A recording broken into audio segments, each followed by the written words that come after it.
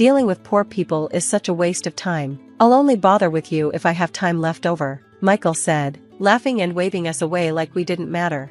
Even I, who usually tries to be kind to others, had reached my breaking point. Then, my son, who had been listening to the conversation, said loudly enough for Michael to hear, "I wonder if I withdraw the 1 billion yen I have deposited, will that shut this place down?" Hi, I'm Susan Parker, a 67-year-old housewife. Lately, my husband George and I have been enjoying relaxing afternoons at cafes. George is 2 years younger than me and has recently retired. Since I've been so focused on work for most of my life, I now find myself unsure of how to spend my free time. So, I decided to take my husband out to explore different shops and cafes. We both love coffee, and we've always wanted to visit various cafes. George didn't mind my idea of going on a cafe tour and, in fact, became more and more interested in it. One day, while watching a TV show about cafes, George said, "Hey, let's try this one next time." Soon, he even started making coffee at home, and the whole house was filled with the wonderful smell of freshly brewed coffee. "Wow, Dad's coffee is really good," our son James said during a visit. "See, I told you, it's all about the beans," George replied with a smile. James, who is now 38 and has been living independently for a long time, comes home occasionally to visit and share interesting stories from work. "Are you and Dad doing okay? Any changes?" James asked. "We're the same as always," I replied. "That's good, but you two are getting older, so take care of yourselves," James said with concern. "Don't worry about us," I reassured him. "Even at retirement age, we're still going strong." James chuckled. "Dad, you really are full of energy."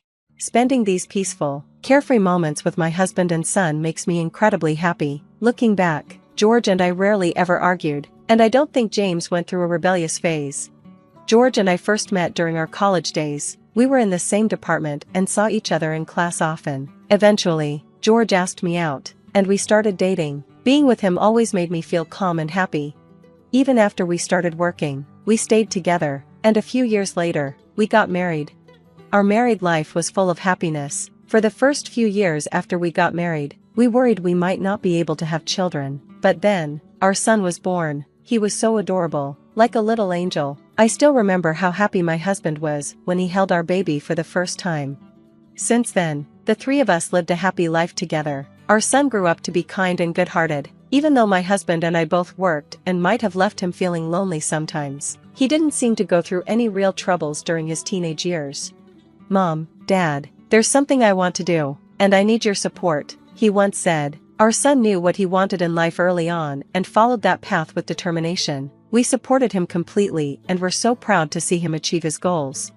Even after becoming an adult, he always showed us love and care, taking us on trips and to nice restaurants. As we got older, my husband and I would sometimes get emotional, crying and thanking him, only for him to laugh at how dramatic we were. Later, our son married a wonderful woman, and my husband and I were overjoyed. I have a supportive wife who helps me in my busy work life, so I want to work hard to protect our family, he once told us. Our daughter-in-law has a lovely smile and a gentle nature, perfect for our hardworking son. The couple continued to visit us regularly, and we always enjoyed spending time with them. However, recently, my husband started having health problems. As our son had warned, we needed to take care of ourselves, so we went to the hospital together. There, the doctor gave us devastating news. "It's terminal cancer. You have about a year left to live." My husband and I were both stunned. We had planned to spend our retirement years together, and we even talked about opening a small cafe at our own pace. The news left us heartbroken. "I can't believe it. Dad has cancer," our son said, equally shocked. "We don't have kids yet, and I was just thinking about showing you your grandchild soon." It was a tough situation for all of us, but my husband was the one facing the hardest part. He was hospitalized and started cancer treatment. "How's the treatment going? Is it painful?" I asked. "I'm fine. Who knows? Maybe I'll beat cancer if I keep going like this, right?" he said, trying to stay strong. But the treatment was clearly tough. His face had become thin, and his body was getting weaker. "Susan, I'm sorry, I might leave you behind and die first," my husband said softly.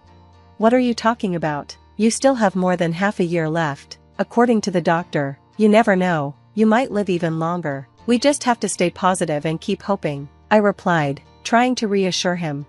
"Yeah, but I just wanted to apologize in advance. I could pass away at any moment. Don't say that, I said, noticing how weak he seemed, not just physically, but mentally too. Our son, seeing his dad's low spirits, wanted to do something special for him. I want to grant Dad's wish before he becomes too weak to go out. Yeah, let's ask him, I said, encouraged by our son. So, I gently asked my husband, if you could go out right now, where would you like to go? We might not be able to stay overnight, but maybe we could go for a short trip. Oh, I know, he said, there's a hot spring a few hours away by car. A hot spring? I asked. Yeah, and there's a cafe nearby that serves delicious coffee. I couldn't help but smile. My husband always loved coffee and cafes. Let's go to the hot spring and have some of that delicious coffee. Hearing that, my husband looked genuinely happy. I hope the doctor will give us permission, he said with a hopeful smile. Later, I spoke to the doctor, and fortunately, he agreed, saying my husband's condition was stable enough for a short outing. So, we went on a family trip, the first one in a long time. It was only a day trip, but it felt wonderful to go out together as a family. Our son drove, and the four of us, my husband, our son, his wife, and I, headed to the hot spring and cafe. The large outdoor bath at the hot spring had a breathtaking view, and the weather was perfect. It was an incredible experience for all of us. At the cafe, we heard the men's bath had an amazing view as well, and the hot spring itself was a wonderful place to relax. We finally had the coffee we'd been looking forward to, and it was so delicious that it touched our hearts. I'm glad we could enjoy this delicious coffee together. Thank you so much. I'll keep doing my best with the treatment, my husband said to us with a gentle smile. Even though we waited and waited, there was no sign of anyone calling us. Before we knew it, 3 hours had passed. People who arrived later than us were being served, and we found it strange. That bank clerk, Michael, was helping other customers like he had completely forgotten about us. I felt I had to say something, so as soon as Michael finished with a customer, I quickly went over to him. Excuse me, we've been waiting for a long time. When can we have the meeting about the loan? I asked. Michael looked at me with annoyance. Are you still here? Huh? What do you mean? I was confused. There's no way we're giving a loan to someone like you to open a cafe or any shop. You're too old, he said bluntly. You're not even wearing brand name clothes, and you don't look rich at all. It's a waste of time dealing with poor people like you. I'll help you if I have any time left over. With that, he laughed and shooed us away like we didn't matter. I was shocked. Normally, I'm a kind person, but this was too much. I was furious. Just then, my son returned from the restroom, and I told him everything Michael had said. After hearing the story, my son raised his voice, making sure Michael could hear. If I withdraw the 1 billion yen I deposited here, I wonder if I could shut this place down. Michael looked puzzled. What? He muttered. Sir, if you're going to cause a disturbance, please leave. You're bothering other customers, Michael said, completely missing the point. I couldn't believe Michael had the nerve to say that to my son, but my son remained calm. I recently moved my business deposit to this bank, but I guess that was a mistake. Call the branch manager because I can't talk to you, my son demanded. Stop it, or I'll sue you for obstructing business, Michael snapped, refusing to help. Even my son had reached his limit of patience. Fine, I'll make a call myself, he said, pulling out his phone. A few moments later, the branch manager came running out of the back room, clearly in a panic. Mr. Johnson, what happened? The manager asked, looking worried as he addressed my son. Michael's eyes widened in surprise when he realized what was happening. Branch manager, what's going on with this bank? This is Michael Clark. He made my mother wait over 3 hours, called her a poor person, and tried to send her away, my son said firmly. What, Michael, what the hell are you doing? The branch manager asked, clearly upset. Mr. Johnson, could you please come to the reception room? I want to apologize, Michael stammered. We decided to follow the branch manager to avoid disturbing the other customers further. Once we reached the reception room, the branch manager bowed deeply and apologized. I'm truly sorry about this. Michael just transferred from another bank, and we didn't have a close relationship with you yet. Our other staff members were too busy to notice, he explained. It's fine, manager. I'm not asking for special treatment. I just want you to address how he treated my mother and judged her based on her appearance, I replied. Of course, the branch manager said. Michael, Hurry up and apologize. This person is the owner and chef of a famous restaurant. They just opened a new store in this area and deposited 1 billion yen in our branch, the manager added. Huh? Michael said, turning pale as he realized who we were. He quickly bowed and apologized. I'm so sorry. Michael, have you always treated customers differently based on your own judgments? If so, you're not fit to be a bank employee or even work in customer service, I said firmly. At the very least, we don't want to do any business here anymore. No, please reconsider, Mr. Johnson, the branch manager pleaded. Unfortunately, we can't trust this bank as it is. Show your sincerity, and then we can talk. If you can't do that, I'll withdraw all my deposits by the end of this month, my son said, and we left the bank. A week later, the branch manager called my son. He explained that the bank had conducted a detailed investigation into Michael and found that he had been turning away customers for loans based on his own judgments. They also discovered that he had embezzled the bank's money. Unsurprisingly, Michael was fired. The branch manager called my son several times to apologize and offered various favorable terms for my loan. My son felt the manager's sincerity and decided not to withdraw the deposits. Thanks to the manager's proposals, I was able to secure a loan at a very good rate.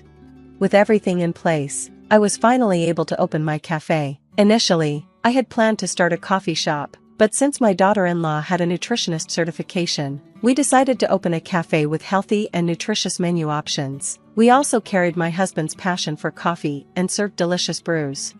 My son supported the cafe from behind the scenes, helping me stock up on famous coffee beans. The cafe thrived and became popular among female customers for its delicious coffee and food.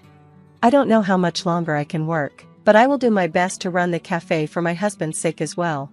Narrator's thoughts. Bank employees like Michael still exist nowadays, and it's frustrating to see someone change their attitude based on a customer's appearance. There is no forgiveness for embezzling money. I'm glad the protagonist was able to open the cafe safely. I think my son is very cool for standing up for his mother. Please continue living a fulfilling life while working hard at the cafe and maintaining good family relationships. Thank you for watching until the end. If you enjoyed this, please subscribe to the channel. See you in the next video. Please let us stay just for tonight. Standing at the front door was my 9-year-old grandchild, holding a baby, completely soaked from head to toe. My husband Roy and I exchanged glances, our eyes wide with shock. In the midst of this torrential downpour, Alexander had walked all the way here with a baby in his arms. Why on earth would an elementary school student do such a thing? My mind was swirling with questions, but I was so stunned by the surreal situation before me that I had no idea how to even begin asking Alexander what had happened. While I stood frozen, Roy, beside me. "How can we take care of this brat?" exploded with anger. Immediately, Roy grabbed his golf club, which he kept by the entrance as a hobby, his face contorted with rage. Alexander started trembling at the sight of Roy's furious demeanor. I, too, was taken aback by Roy's sudden outburst, and seeing Alexander in such a state only added to my panic. This was bad. I had to do something. Desperately, I tried to think of a way to defuse the situation. My name is Valeria. I'm 67 years old and a homemaker. I live with my husband Roy, who is 2 years older than me. Roy was a musician until about 5 years ago. He used to perform wearing sunglasses, his deep, resonant voice charming the younger crowd, and of course, I was his biggest fan. Even now, as we've grown older, Roy is still quite the dandy guy, and I'm proud to call him my husband. He's the kind of person who likes to see things in black and white. Once he trusts someone, he trusts them completely, but if he loses that trust, there's no going back. For better or worse, he's a straightforward man. We met through matchmaking services, but we've grown very close over the years, and I'm grateful that a popular guy like Roy fell for an ordinary woman like me. And up until 9 years ago, we used to live with our son. His name is Darius. He turned 30 this year, But it's been so long since we've seen him that I can't even remember the last time we celebrated his birthday. Darius was especially fond of his father, always seeking Roy's attention despite his busy schedule. Whenever Roy had a rare day off, they would always go out together. Roy loved his son back just as much, always finding time to play catch in the park or teach him how to play the guitar, no matter how tired he was. I would watch their interactions with a warm heart, enjoying the sight of their father-son bond. Our family was just like any other happy household, except for the fact that Roy was a celebrity. Darius was never the academic type. But since I was a homemaker and Roy an artist, we never pushed him too hard to study. As long as you have one thing you're good at, that's all you need. Just polish it a bit more than others, and it can become your job. Got it, Dad. Following Roy's advice, Darius kept pursuing his passion for baseball. But that dream was shattered in his junior year of high school. He got hit by a pitch and injured his shoulder. The doctor said he would never be able to play baseball again. While it wouldn't affect his daily life much, he found it difficult to do things like hold onto the handrails on a train. Though I felt sorry for Darius, a part of me was relieved. Becoming a professional baseball player is incredibly rare. I thought it might be better for him to consider other paths while he still had time. It seemed like my secret wish was coming true. Roy, on the other hand, seemed at a loss for words. Darius had followed his father's advice and dedicated himself to baseball. Now that he couldn't pursue that path, Roy didn't know what new direction to guide him towards. Still, we supported Darius. It didn't matter if it wasn't baseball. As long as Darius was healthy, that was all that mattered to us. Darius was visibly upset when he could no longer play baseball. Even so, he managed to get into his college of choice and became a college student. Roy and I cried tears of joy, grateful that Darius had regained his spirit. Darius wasn't usually very talkative, but seeing us cry must have stirred something in him. He said nothing, just cried along with us. We ended up living apart from Darius when he was 21. He attended a college close to home and still lived with us. One day, he told us with a serious expression, "I'm getting married. I'm moving out tomorrow." We were completely taken aback by the word marriage coming out of Darius's mouth. "Marriage? What about college?" I asked, hesitantly. "I'm dropping out," Darius calmly replied. "Drop out? What about a job?" "I'm starting job hunting now. I'll find a company to join." "What about the girl? Have you met her parents?" Bethany grew up in a foster home. She doesn't have parents. She wants to get married soon. Seeing Darius's optimistic thinking, I felt worried. Next to me, Roy was folding his arms, deep in thought. I looked to Roy for help. Roy took a deep breath. "If you think you're ready, go ahead." "Roy!" I tried to get Roy to take back his words, but then I saw Darius's eyes light up, and I held back. "Thank you, Dad. Mom, thanks for everything." Darius said this and left the next day with his belongings.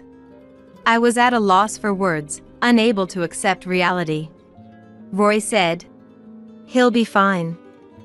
He might not have been the best student, but he had the determination to keep playing baseball. He'll manage married life too." "Really? I hope so." Roy seemed confident in how he had raised Darius. I didn't think we had failed as parents either. But as a mother, I was worried about whether young Darius could handle married life. I didn't realize at the time that this worry would only grow. Darius never brought his wife, Bethany, to our home. No matter how many times we asked him to, he wouldn't even respond. It might have been better if we could visit him directly, but we didn't even know the name of the apartment he was living in. When he said he was leaving, It was so sudden that we didn't have time to ask for details. We never imagined we wouldn't see him again, so we didn't worry too much. But now that we couldn't reach him, it was a different story. Roy, have you heard back from Darius? No. I thought maybe Roy, as his father, might have had an easier time getting in touch, but he hadn't heard back either. Maybe they're just busy right now. Let's give it some more time. Yeah.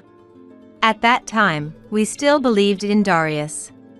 But 3 months after he left, I heard something unbelievable. It happened when I was shopping at the local supermarket. One day, I happened to bump into Molly, my neighbor, at the grocery store. Molly said to me, Valeria, I heard you have a new grandchild. Congratulations. Valeria, I heard you have a new grandchild. Congratulations. What? I was taken aback by the unfamiliar word grandchild and gave Molly a double take. Oh? Is that not right? The other day, I saw Darius with a woman who looked like his wife, and they were pushing a stroller. When I greeted them, they just nodded. They didn't seem very friendly. I haven't seen them in a while, so maybe they forgot about me. I see. I listened to Molly's story, feeling like I had wandered into some kind of soap opera. According to Molly, the person she saw was definitely Darius. Darius's appearance hasn't changed much over the years, so if you've met him once, it's hard to mistake him for someone else. To be honest, I haven't been in contact with Darius since he left home. It's embarrassing, but I just found out about the grandchild now. Really? How could they keep such an important thing from you? Molly was as shocked as I was by my confession. It's true. It's absurd not to know about the birth of a grandchild. That night, I told Roy what I had heard from Molly. We have a grandchild? That means they must have already had a child when they got married. That's why he left so quickly. Roy seemed more relieved to have an explanation for Darius's sudden departure than surprised by the grandchild. This isn't the time to feel relieved. If we have a grandchild, we should celebrate and meet them. You're right. But where do they even live? Exactly. That was the problem. Even when I try to contact Darius, he never responds. I wondered if he had found a job. If he had, maybe I could contact him through his workplace, but that would be difficult without knowing where he works. If Molly saw them, they can't be living too far away. Molly has trouble walking and doesn't usually go far from home. Since Molly had seen him, they must be living nearby. We'll just have to keep trying to contact him. Eventually, he'll give in. Maybe he's not reaching out because he hasn't found a job yet and his pride is in the way. Do you really think so? Roy seemed determined to believe in Darius. I wanted to believe in my child too, but it seemed unreasonable not to inform us about the birth of a child. Bethany, his wife, should have suggested visiting her parents-in-law. Either she didn't, or Darius wasn't listening to her. I couldn't believe time would resolve this. Incredibly, 9 years passed without seeing Darius or our grandchild. During that time, we did hear from Darius occasionally. Sporadically, he told us about the birth of our grandchild and that his name was Alexander. Whenever we tried to ask for their address or workplace, he would stop responding. What is he really up to? Even Roy, who had always trusted Darius, became frustrated with the lack of contact over the 9 years. He hadn't completely given up on him, but it was clear he was annoyed by the lack of response to our attempts to reach out. I felt the same way as Roy. We suspected there was a reason they weren't contacting us, but not hearing from them for so long made me feel like they no longer thought of us as parents. It made me feel so distant from them. What could have happened since they got married? There might have been something so serious that they couldn't talk to us about it. but without being able to reach them, we couldn't help. Thinking about Darius made me feel even more burdened. At that time, the world was in turmoil due to inflation and political issues, and the news was filled with stories of murders and vacant houses. Living as just the two of us, elderly couple, we had to be careful not to get caught up in any incidents. Then, everything changed on one stormy day. Neither Roy nor I could have predicted what would happen. It was a weekday evening. It had been raining heavily since the morning, and our area was prone to landslides. If the heavy rain continued, we might have to evacuate. The rain was so intense that it darkened the outside world. We were preparing to evacuate, packing our bags just in case. Just as we finished packing, the doorbell rang. Could it be a delivery? No one would deliver on a day like this. Roy gave a plausible response. Indeed. On such a stormy day, delivery workers would probably be off work. So who could be visiting? I looked at the monitor to see outside the door, but no one was there. There's no one out there. What's going on? It's creepy. Could it be a prank? But who would come to play a prank on a day like this? Curious, I cautiously went to the door and slowly opened it. Roy watched me with a sigh. Are you grandmother? Seeing the person standing outside, I was speechless. It was a child, about the age of an elementary school student. He was wearing a raincoat and holding a baby to his chest. The baby was also wrapped in a raincoat, but its face was wet from the rain. It was crying weakly. Despite my shock, the child's words, "Are you grandmother?" made me realize something. Could you be Alexander? I asked, and he nodded slightly. Is that baby your younger brother or younger sister? He nodded again in response to my question. What's going on here?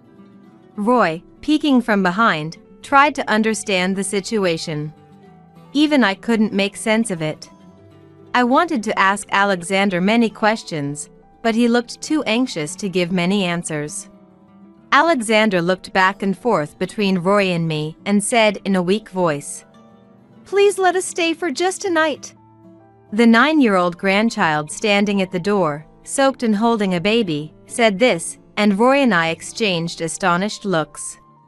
In this storm, Alexander had walked with the baby. Why would an elementary school student do something like this?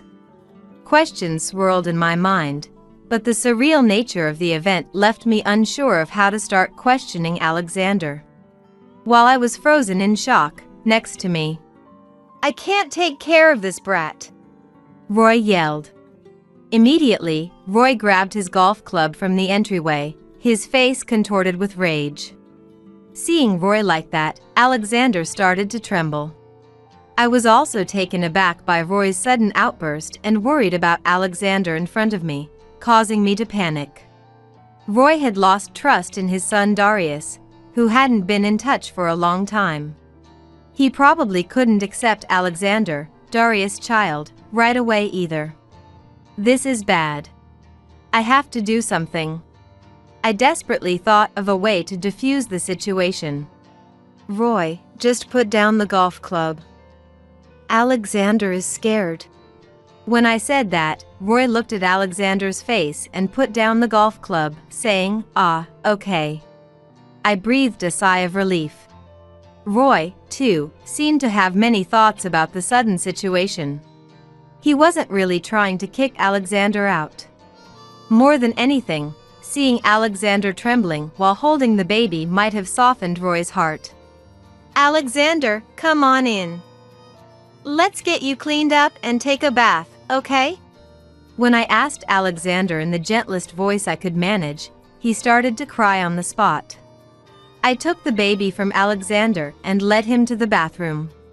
Roy, unsure of what to do, watched us with a troubled expression. While Alexander was in the bath, I thought about how to buy the necessary items for taking care of the baby. Then Roy said, I'm going out to get some supplies. I thanked him and told him to be careful. Roy, too, had been shaken up, but seeing Alexander trembling and the baby crying had changed his heart. Now, we just needed to create an environment where the two could feel safe and calm. When Roy came back from shopping, Alexander had just gotten out of the bath. I pulled out some of Darius' old clothes from the closet and handed them to Alexander. Alexander hesitantly took the clothes. "Thank you," and said. I offered some juice Roy had bought and gave milk to the baby. As time passed, Alexander seemed to calm down enough to talk about what had happened. I exchanged glances with Roy and decided to ask Alexander what was going on. "Dad and Mad went to work today too. I just wanted to leave that house so badly, so I ran away while they were gone." Alexander, with a pained expression, told us bits and pieces of his experiences at home. Summarizing Alexander's story, it goes like this. Alexander had never been treated kindly by Darius or his mother, always being yelled at. He was given the bare minimum of food and never got the toys he wanted. Living in fear of his parents, Darius spent his school days in constant anxiety. Alexander had little memory of his birth mother Bethany, as Darius had divorced her at some point. His current mother is a woman named Rachel, whom Darius remarried 3 years ago. The baby girl born 2 months ago is named Kate, and she is Alexander's half-sister. Kate's mother, Rachel, had a troubled past and currently works at a club. With her flashy appearance and sharp personality, Rachel is harsh on Alexander, who isn't her biological child. Rachel neglects her own child, Kate, leaving all the diaper changes and feedings to Alexander. Darius, much like Rachel, does not take care of the child. Roy and I were at a loss for words as Alexander revealed shocking truths to us. We didn't even know Darius had divorced Bethany, nor that he remarried 3 years ago. From what Alexander says, this Rachel doesn't seem like a decent person. I don't know what happened to Darius after he left home and got married, but he seems to have changed significantly. Marrying a woman like Rachel shows that change. The fact that Darius isn't taking care of his child and is being harsh on Alexander was shocking for Roy and I. "Is that true?" Roy's eyes were bloodshot. He couldn't accept the fact that the son he raised was treating his grandchild this way. I understood his feelings completely. "Yes. Dad is always angry, saying his ex-wife stole all his money and ran away. He says he regrets ever marrying her, with a scary look on his face. But Dad scares me more. My current mom doesn't think of me as her son either." Anne. Alexander paused. He seemed unsure if he should continue. We braced ourselves for his next words. "Dad and Mom, because they don't have any money, they break into other people's houses to steal. They told me to stay quiet at home today while they go out to steal. They threatened me, saying you know what would happen if you told anyone. I got tired of all the threats and decided to run to your house, something I heard Dad talk about before. I figured they wouldn't expect me to run away on a rainy day like this. It took 2 hours to walk here, but I didn't mind. I just wanted to get away from Dad and Mom." Alexander's story was hard to believe.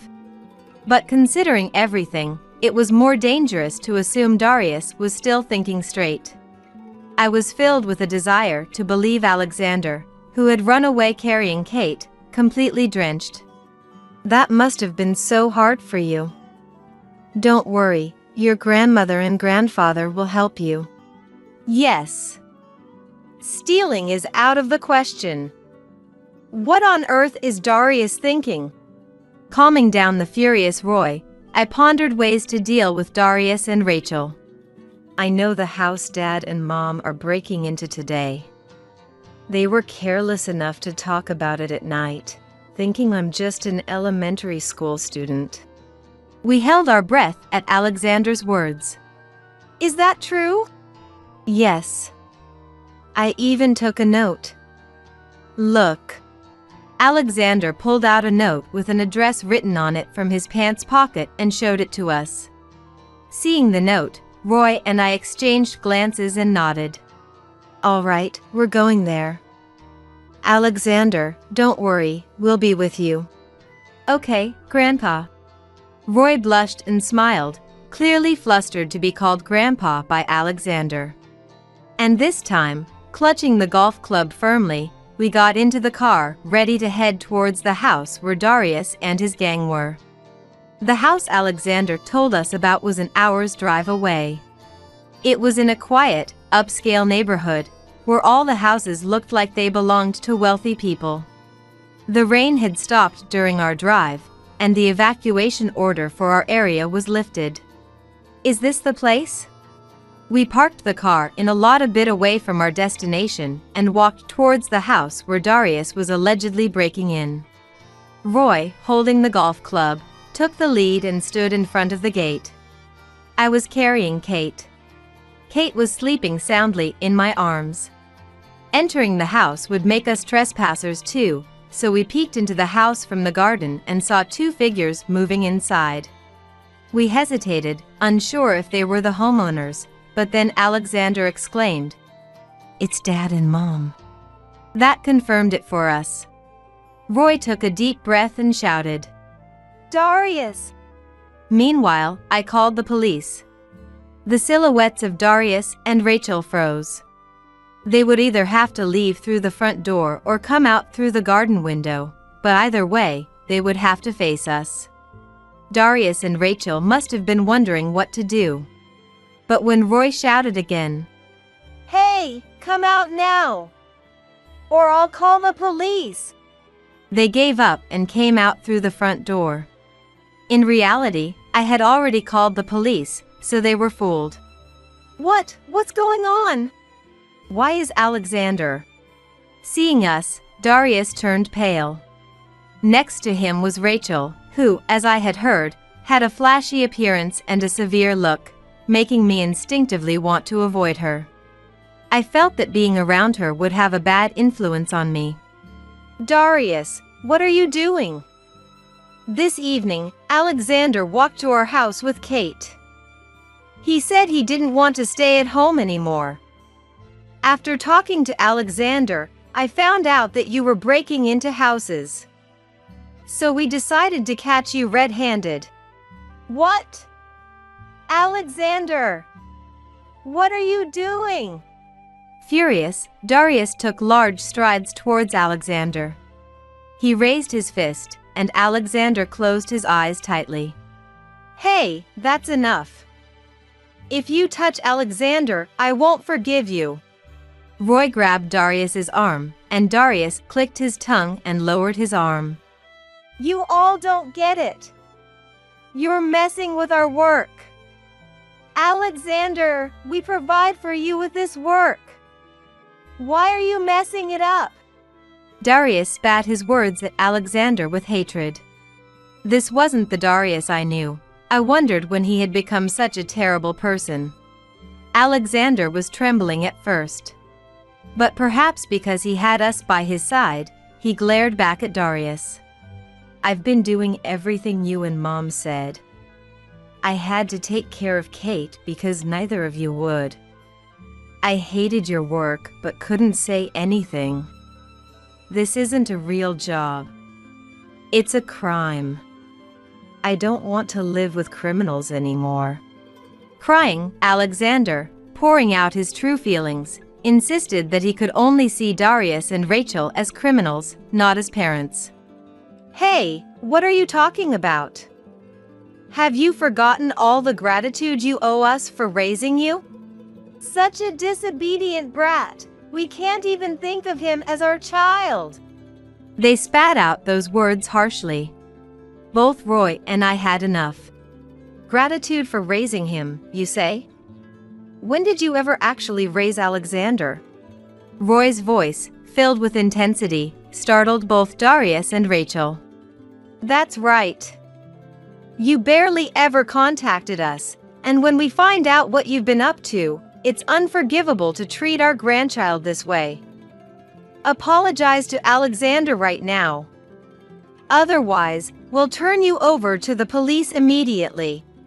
Even though we had already called the police, I shouted to scare them. But you're joking! Why should we bow our heads for this kid?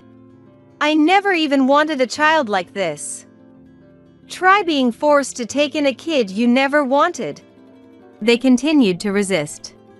I began to lose hope, thinking there was nothing more we could say to change Darius and Rachel's minds. Just then, we heard the sirens of a police car. This is the police. What's going on here? I explained the situation to the officers who stepped out of the patrol car. Seeing the sudden appearance of the police, Darius and Rachel were at a loss for words. The police, after hearing my explanation, arrested Darius and Rachel and tried to put them in the patrol car. Hey, what's going on? When did you call the police? That's right. Using dirty tricks, how cowardly!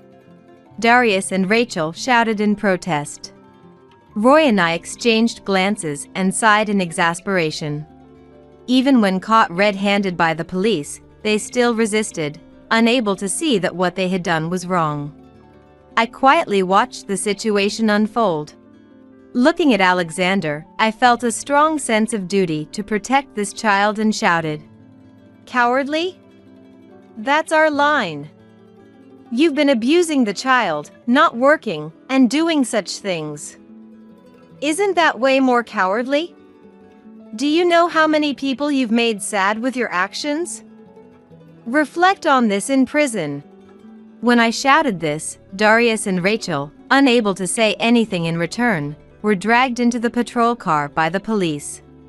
We decided to go along with them for questioning.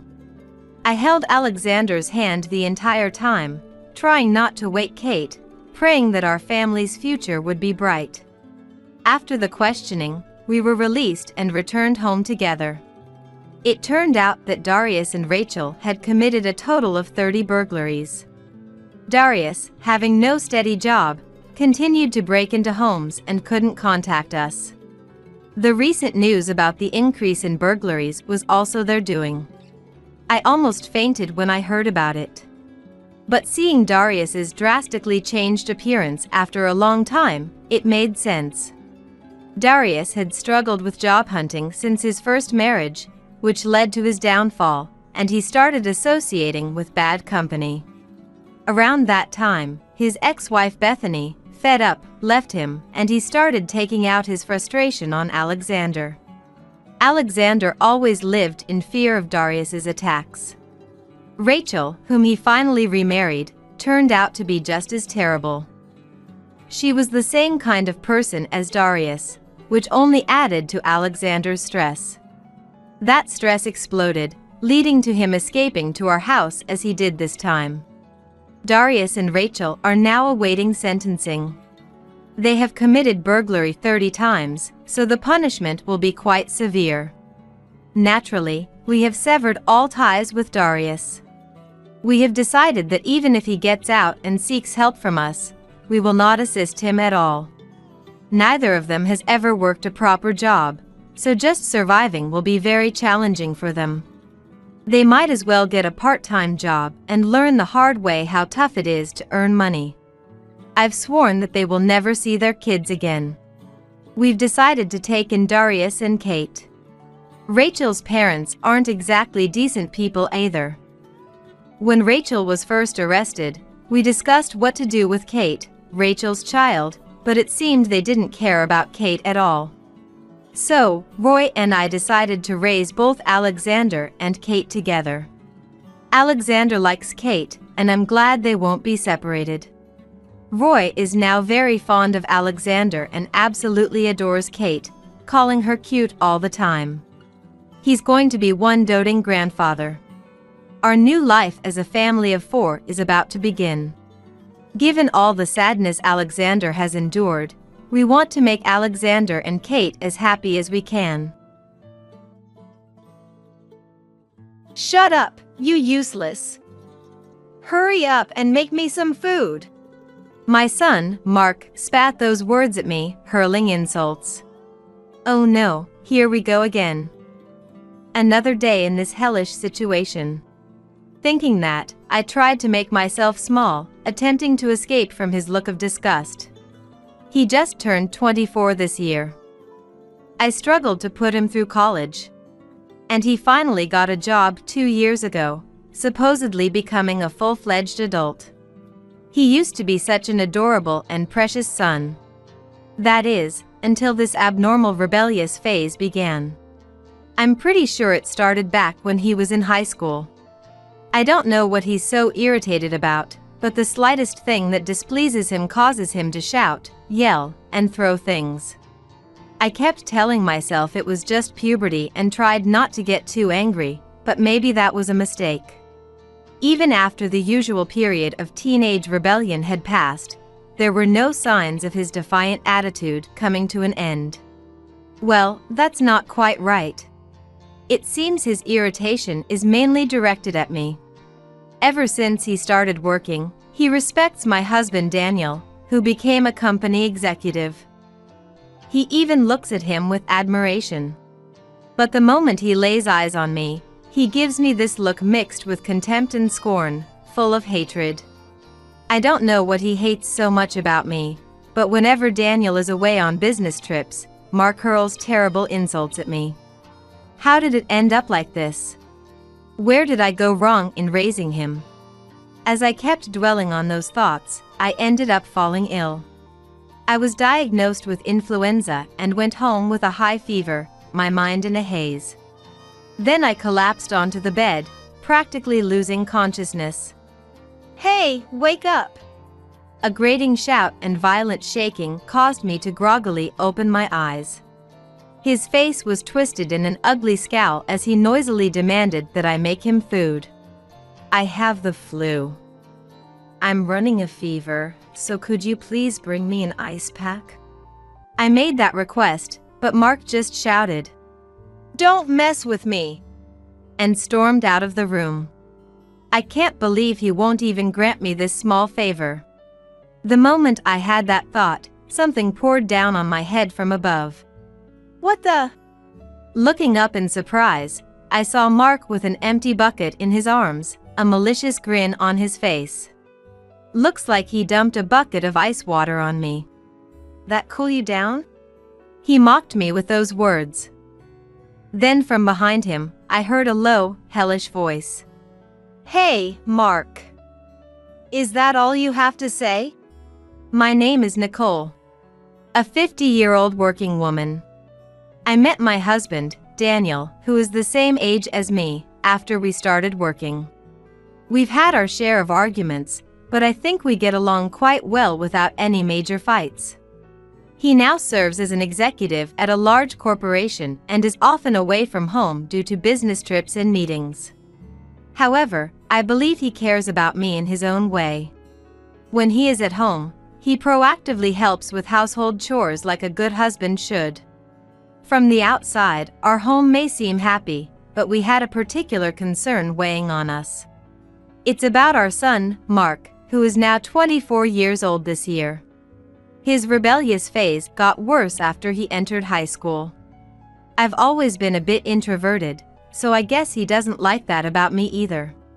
He stopped throwing things or breaking walls, but the moment he sees me, he glares at me as if he's met a hated enemy and hurls harsh words at me.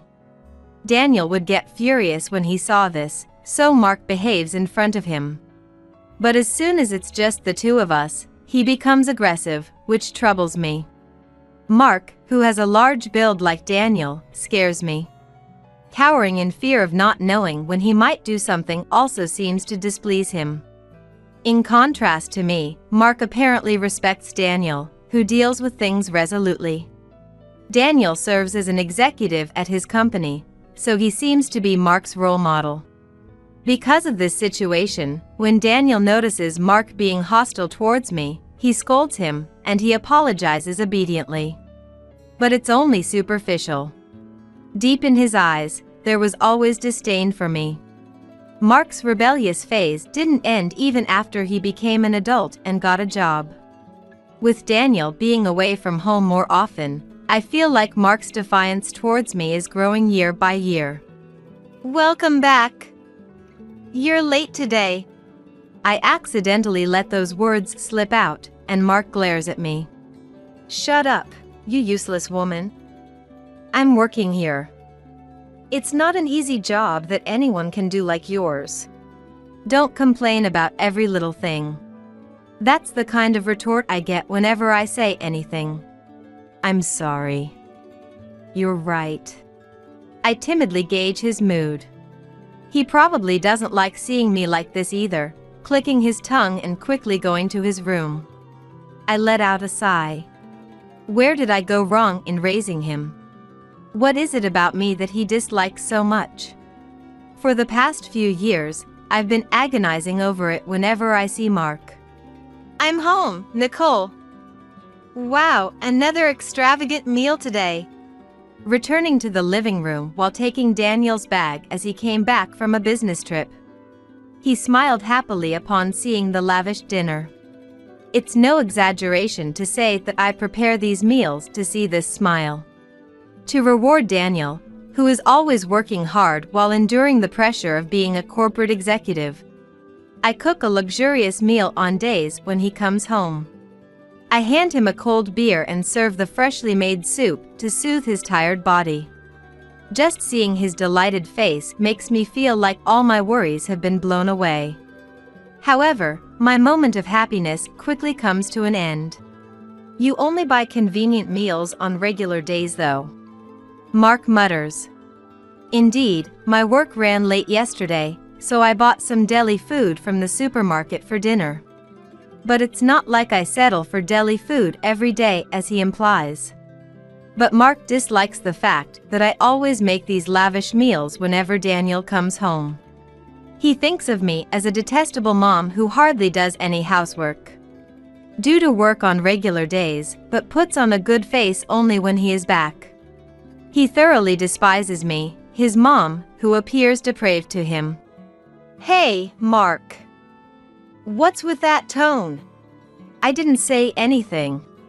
Daniel scolds Mark, who was glaring at the extravagant meal with a look of hatred, but he turns his face away. Daniel sighs and starts eating. This has been going on for years, and he seems to be giving up too. After the meal, Mark quickly moves to the sofa to watch TV. Daniel casually helps with clearing the dishes, but when was the last time Mark helped out? Even when I once asked him to help take out the trash or put away the dishes, I was met with a terrible response. Huh? Why do I have to do that? Housework is a woman's job, isn't it? Even my boss's wife does everything at home. Don't try to take it easy by yourself. Saying that, he threw the garbage bag at me, and I never asked him for help again. No matter what I say, it's futile. Even when Daniel scolded him before, he obediently listened in the moment. But as soon as he knew Daniel was away on a business trip, he went right back to his old ways. He leaves his clothes lying around after taking them off, demands a meal as soon as he gets home, and doesn't even get up from the table. Because he talks back to me no matter what I say, I've stopped saying anything at all. I know this is making Mark even more defiant. But I no longer have the courage to scold him after receiving too many horrible words. Even Daniel consoles me. You don't have to push yourself. Saying. We had completely given up on Mark. Then one day, I felt a chill. I woke up feeling terrible, nauseous and all. I talked to my boss, left work early, and rushed to the hospital near the office. It turned out to be the flu. I reported it to my boss right away and got a week off. Gradually, my joints started aching. I guess the fever was setting in. As soon as I got home, I collapsed into bed and fell asleep. Hey, wake up! Why are you sleeping without making dinner? I was jolted awake by shouting and my body being shaken. Wait a second, Mark. I have a fever. I said that while holding back the urge to vomit, but Mark just yelled louder. Huh? A fever? I don't care. Go make dinner. As Mark tried to snatch away my blanket, tears welled up in my eyes. Stop it! I have the flu. Let me sleep. I managed to say in a feeble, cough-ridden voice, but Mark showed no sign of believing me. The flu? You bullshit.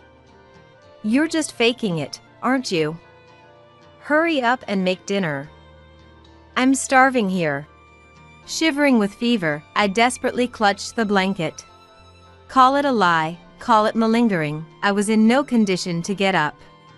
Through my shaky vision, I realized the fever was rising, just as I expected. Please! Stop it, Mark! I'm not feeling well. Bring me an ice pack. This is how much my own mother is pleading. Even for Mark, I thought he'd at least do that much. But Mark only got angrier at my request. An ice pack? Why the hell should I have to do that? Kicking the side table, he stomped out of the room noisily. God, what a son. His mother is suffering this much, and he can't even bring an ice pack? The tears spilling out felt hot. The moment I wrapped myself in the blanket, ice water was suddenly dumped on me from above. I leapt up. Before I could process what happened, the cold water seeped through my body. What are you doing? Mark grinned at me, shivering satisfyingly. Did that cool you down? Now hurry up and make dinner. As he grabbed my soaked pajamas, a voice that sounded like it crawled out from the depths of the earth rang out from behind Mark. Hey, Mark. Is that all you have to say? Mark jumped as if struck by the voice and spun around. Anthony? Why are you here? The man shoved aside the startled him and wrapped me in a towel he found nearby. It was Anthony Smith, a friend of Daniel's and also Mark's boss. He used to come over to our house a lot, and I doted on him quite a bit since he looked up to Daniel so much. But ever since Mark was born and Daniel's business trips increased, we'd only kept in touch by text. Mr. Smith, He cut me off as I tried to ask why he was here, and laid out a fresh blanket for me. He may not have changed, but I'm surprised he still remembered where we kept the bedding. Laying me down as I grew hazy with fever, he glared at Mark, who stood there ashen-faced.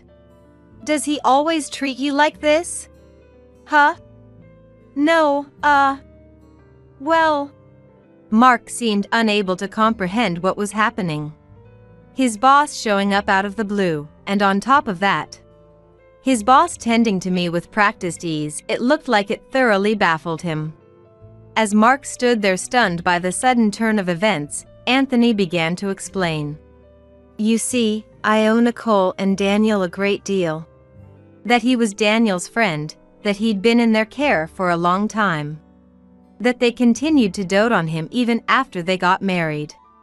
Anthony's admiration for Daniel was so effusive it was almost embarrassing to hear. It made me proud to know Daniel was looked up to this much. I knew you were Nicole and Daniel's son the moment you joined the company as a new hire. Then why didn't you say anything? As like his calculating character, he's probably thinking he could have gotten closer to the capable Anthony. It makes me despair for my own son. I had no intention of mixing personal matters with work. Seeing through Mark's ulterior motives, Anthony stated bluntly. First of all, you'd find it hard to work too if your dad's friend was your boss, wouldn't you? Unable to argue with that, Mark made an awkward face. Mom, did you know Mr. Smith was coming today? Mark accused, biting his lip in frustration. Seeing him like that, Anthony heaved a big sigh. She didn't know. In the first place, I just found out now that Anthony is Mark's boss. The company name I heard from Anthony long ago is different from where Mark works. Maybe they changed the company name at some point. I wasn't sure about Daniel. But I certainly didn't know, and I didn't even think he would come to visit at this timing. I desperately denied it to Mark, who was glaring at me. I shrugged my shoulders, wondering what he thought of Mark's ugly behavior. The other day, Daniel invited me to hang out with him after a long time. He said he wanted to surprise you too. He had just gone on a trip, so he seemed to have brought a souvenir on purpose. Mark awkwardly averted his gaze from Anthony, who was holding up the souvenir in his hand. Just a little while ago, I got a call from Daniel saying he was running a bit late and to go ahead and enter the house. When I was about to ring the doorbell, I heard a scream. Anthony said that when he put his hand on the door, thinking something had happened. The door was unlocked, and he hurriedly entered the house, fearing it might be a burglar or something. I'm sorry for worrying you. It's embarrassing to be seen like this. Breathing heavily, I finally managed to squeeze out my voice, and Anthony hurriedly knelt down beside me. Nicole, please stay in bed. I'm the one who should apologize. So sudden, oh. You really have a high fever. When he readjusted the blanket, his hand must have touched my face. He hurriedly wiped my wet hair again with a towel. Thank you. Actually, it seems I've caught the flu. Anthony's expression turned to one of anger. He turned to Mark and shouted in an angry voice. You threw ice water on her when she had such a high fever. How dare you? Mark was so overwhelmed that he sat down and put his arms in front of his face to protect himself. Oh, what a pathetic son he is. I watched the scene unfold in the corner of my hazy vision, breathing out hot breaths. What? What's going on? In the midst of this, it seemed that Daniel had come home. He peeked into the bedroom after hearing the noisy voices. What are you guys doing? Nicole! What the hell happened? He was surprised by the unbelievable sight of me lying in bed with labored breathing. Anthony shouting with an angry expression, and Mark cowering in fear. To the astounded Daniel, Anthony briefly explained the situation. This idiot, what has he done? An angry shout even louder than Anthony's resounded, and Mark began to apologize while trembling. I'm sorry. She said she wanted to cool down, and I was just hungry so. It's not just. This isn't something you can apologize for. Do you understand? He probably didn't really understand why he was being yelled at.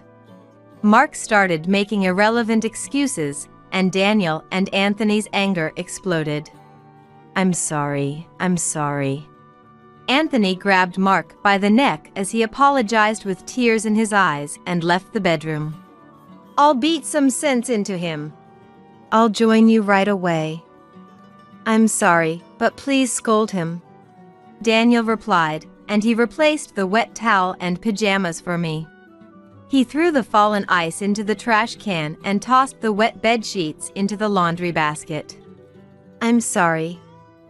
If I had been more careful. Mark was relatively well behaved in front of Daniel, so he probably never thought he would go this far.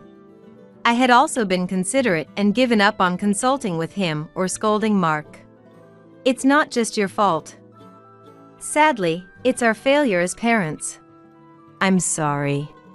As I said that while coughing, Daniel bit his lip and apologized again. The way he bit his lip was so similar to his son, despite being so different in character. I wondered how he had grown up to be such a person. Tormented by deep regret, I had fallen asleep before I knew it. Even after I fell asleep, it seemed that Mark was lectured by Daniel and Anthony until late at night. A few days later, Anthony came to visit again and told me about Mark's behavior at work.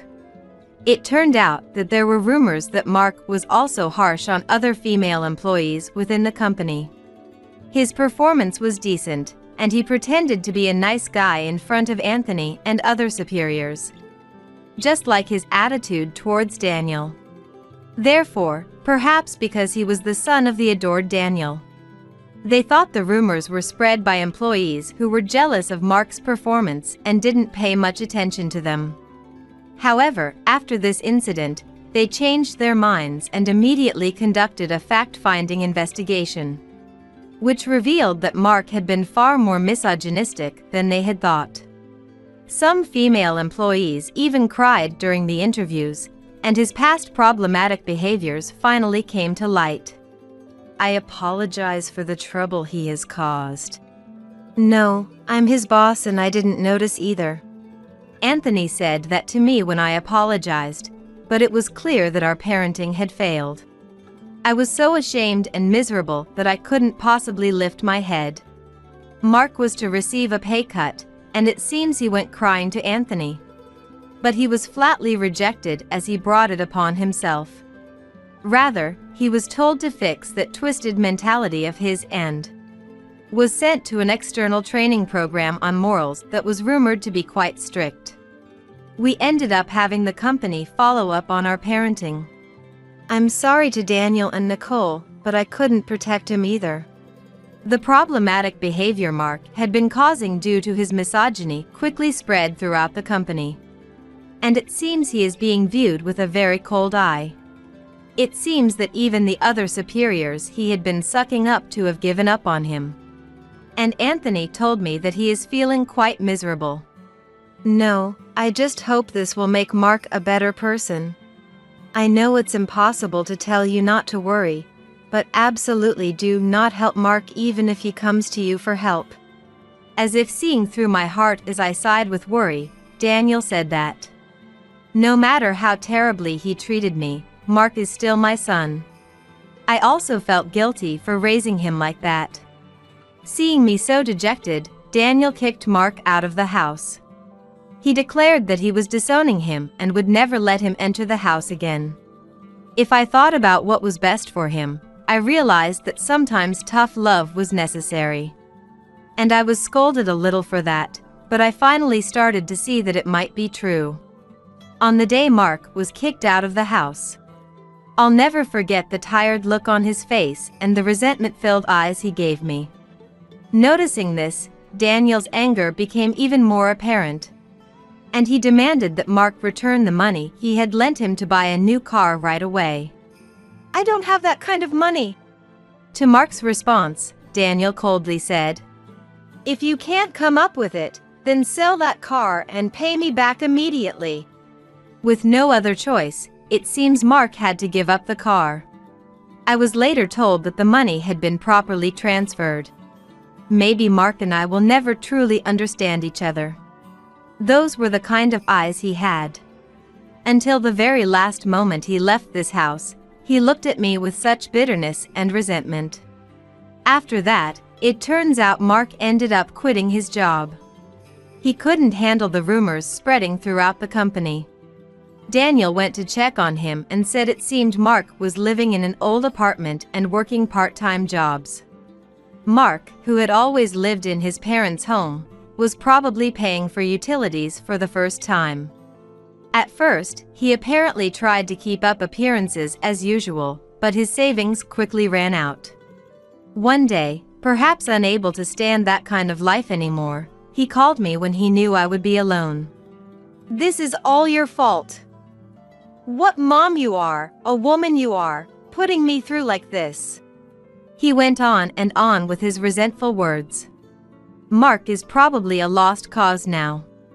There's no sign of remorse whatsoever. If he had apologized even once, if he had pleaded for help just once, I probably would have lent him a hand without telling Daniel. But now, I just don't care anymore. No matter how much it pained me to give birth to my own child, how can he think I'd be okay with being hated this much? Does he think that just because I'm his mother, just because I'm a woman, he can say whatever he wants? "You're pathetic." Get over yourself already. I said that and hung up the phone. The annoying ringtone started ringing again right away, but I unplugged the cord. I've already blocked his number on my cell phone. This home phone was the last connection I had with Mark. And Mark severed that connection himself. After discussing it with Daniel, we decided to move to a new house. Luckily, in this day and age, a couple in their 50s in their prime working years can rent a house of this size anywhere. Even if Mark came to that house starving, it's probably an empty lot by now. Unless Daniel or I contact him, I may never see him again. But that's okay. After a long time, it'll be just Daniel and me, and I look forward to enjoying our retirement in a small room. Too bad. I'll give you as much money for compensation as you want, you poor thing. You know that Mary is the one who's the CEO, right? I'm Mary. I've been married to my husband David for 2 years. We both work and are so busy that we hardly have time to talk except on weekends, but our relationship is strong, and we go on an overseas trip together once a year. When we got married, we decided to build a new house and splurged on a mansion. I'm satisfied with our current life. I have a good friend from high school named Emma, and we occasionally go out for lunch together. Emma has high standards for men and isn't married yet, but she has a strong desire to marry.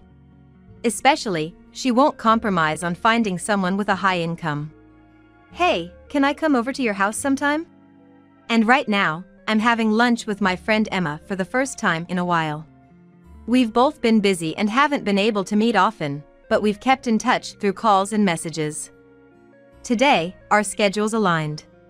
Emma and I have been close friends since high school, sharing everything about each other. Both the good times and the hard times, they all have become fond memories. Since marrying my husband 2 years ago and becoming busier at work, I've had less time to see Emma. My husband usually has weekends off, but due to the nature of his sales job, working on holidays isn't unusual. He was busy with work, and I was figuring out how to spend my free time alone when Emma contacted me, leading to this moment. Sure, my place is close by. How about we have tea at my house after this? Really? I'd love to. After getting married, my husband and I built a house, but since I usually met Emma outside, this was the first time I invited her over. After finishing lunch, we headed to my house. Upon arrival, Emma was amazed. Wow, this place is a mansion. Amazing. When we built our house, we didn't hold back because it was a once-in-a-lifetime purchase, resulting in a house larger than the average family home. Being new, the interior was still pristine, and Emma seemed to love it. We splurged a bit. It's our dream house, after all. It's so spacious and beautiful. Must have cost a fortune? It was a big purchase, but it's our home. Cost us about $1 million. Emma was shocked at that. $1 million? Is David's salary that high? Emma has always had high standards for men, particularly regarding income. Her question seemed to stem from those values. David's salary? Well, it's pretty good for his age, I guess. I tried to answer without giving specifics, to avoid any offense. I see. I didn't realize at the time, but this vague response was a sign of things to come. Unaware of Emma sneering behind my back, I went on to prepare the tea in the living room. Hey, since I'm here, can I stay until David comes home so I can say hi? Emma asked with a smile, teacup in hand. Seeing no reason to refuse, I happily agreed. Great. Where's the bathroom? This way. I showed Emma to the bathroom and waited for her in the living room. In the meantime, I messaged my husband that Emma was visiting and suggested we have dinner together. Wait, that's my bag. I got lost coming out of the bathroom. Ended up touring the house and found this. This brand's really expensive, right? Mind if I borrow it for a while? It wasn't that far from the bathroom to the living room. She probably wanted to see the house, but the bag Emma had was supposed to be in my bedroom. Realizing she had entered my bedroom without permission was unsettling. But I didn't make a fuss and reluctantly agreed to lend her the bag. Okay, but you must return it. It's a gift from my husband. Of course, don't worry, I will. Later, feeling a bit uneasy, I checked the bedroom while I was supposed to go to the bathroom. Nothing seemed ransacked, but it looked like the closet had been rummaged through, with bags and shoes slightly scattered. I decided to mention it to Emma when I returned to the living room. Emma, you went into the bedroom, right? Seems like you went through the closet too. I'd rather you didn't do that. When I looked Emma in the eye and spoke, her eyebrows twitched momentarily. You're right. Sorry. Won't do it again. Thanks, I appreciate it. While we were talking, my husband came home. I had told him in advance that Emma was visiting, so perhaps out of consideration, he brought home a cake. I'm home. Welcome back. Thanks for the cake. This is my friend Emma. I mentioned her in a message. How about the three of us have dinner together? Nice to meet you, Emma. Mary always speaks highly of you. Of course, I'd love to. Nice to meet you too. I'm sorry I couldn't attend your wedding, but I'm happy to meet you like this. Emma had been ill and couldn't attend our wedding, so this was her first meeting with my husband. After dinner, we enjoyed the cake my husband had bought with some tea. Emma's friendly nature meant she quickly got along with my husband, and the evening ended on a high note. About a month later, I started noticing changes in my husband. He would quickly look away during conversations and spent more time on his phone. He even started taking it to the bathroom and shower. It was an obvious change. I considered checking his phone at one point, but decided against it, feeling there wouldn't be anything pleasing to find. However, his behavior was typical of someone hiding something, and I couldn't help but suspect him. Our conversations at home became increasingly rare. Furthermore, his weekend work increased, and we began living like ships passing in the night.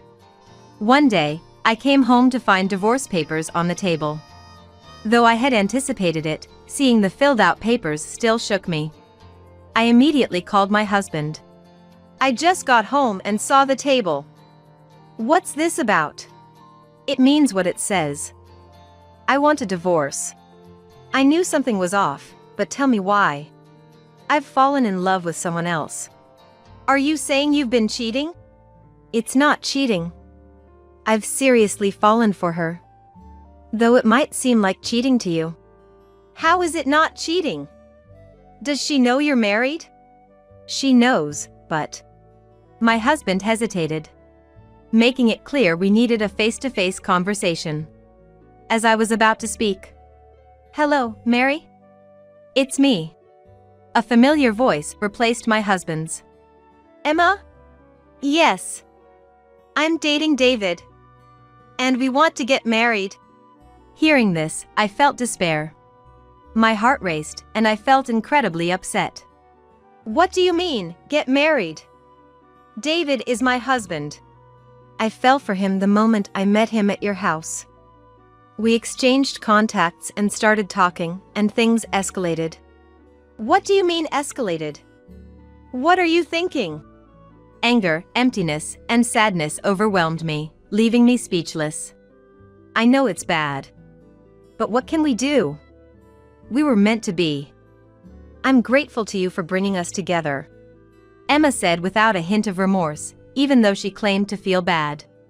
Her voice, instead, sounded defiant. I could never forgive the betrayal of my husband and a friend I had been close with since our student days. You don't really feel bad, do you? Let me speak to my husband instead. David said there's nothing left to talk about. Can you just sign the divorce papers and submit them as soon as possible?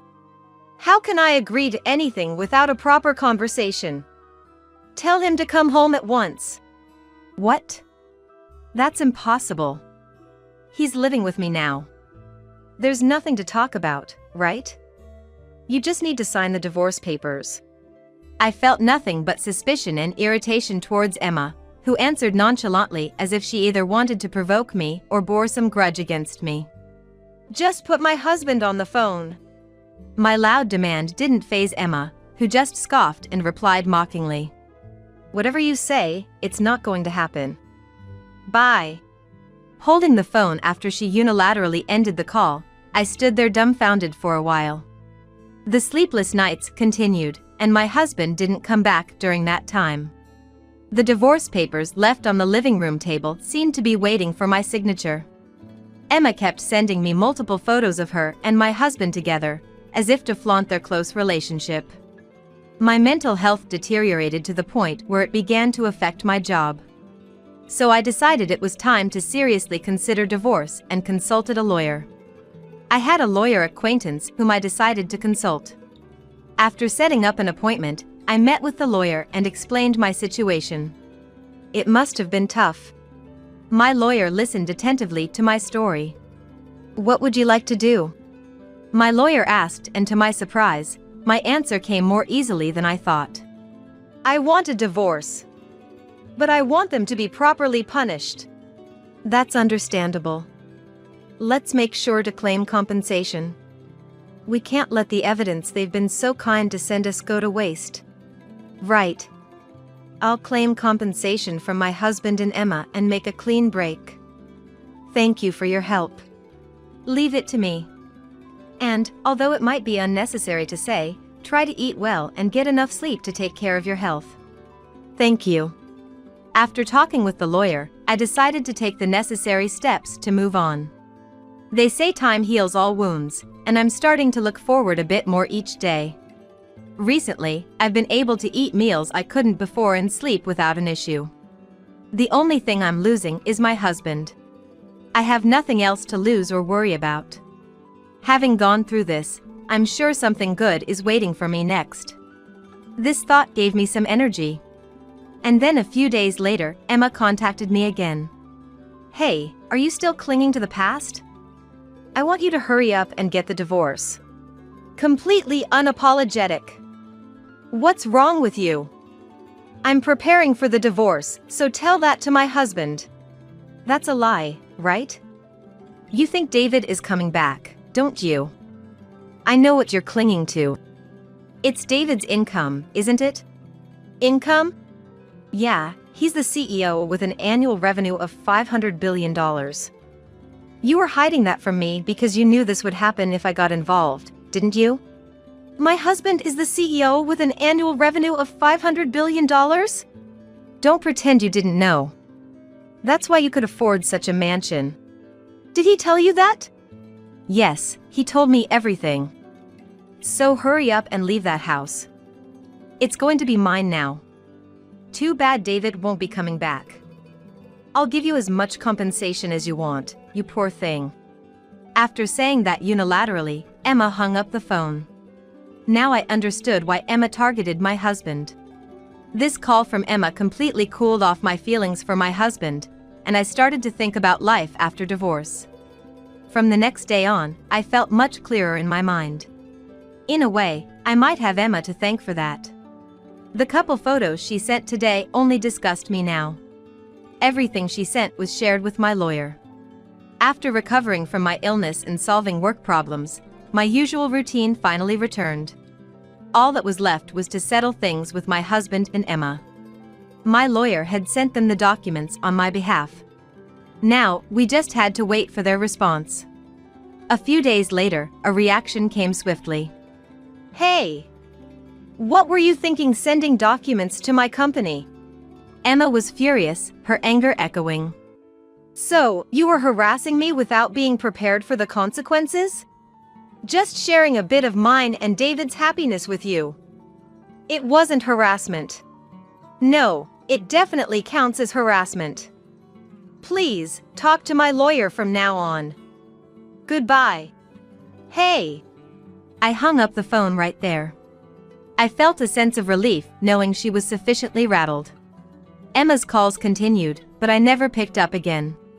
Similarly, my husband tried calling, and when he realized I wasn't answering, he resorted to messaging, complaining about documents sent to his parents' house, which exposed the affair and led to their condemnation. His messages were selfish and told me to tell his parents that it was all a lie. my disdain for my husband only grew. Returning home, having dinner, bathing, and going to the bedroom, I noticed something was off. Opening the closet, I saw that some of my bags and accessories were missing. Specifically the branded ones. I could think of only one suspect. You've got to be kidding, she went as far as to steal? I immediately informed my lawyer, who said we would need evidence to pursue this. Evidence. That's when I remembered installing security cameras around the house as a security measure when we built it. I had forgotten about them since I never had to use them before. Checking one of the cameras, I found it had recorded everything clearly. I reviewed footage from all the cameras in the house and, to my astonishment, I saw Emma stealing my branded items over several days while I was away. I was horrified. To think I was friends with such a person filled me with fear. The next day, I took the video data to my lawyer, who was also appalled. This person is incredible in a way, boldly stealing from someone else's home. This will certainly serve as evidence.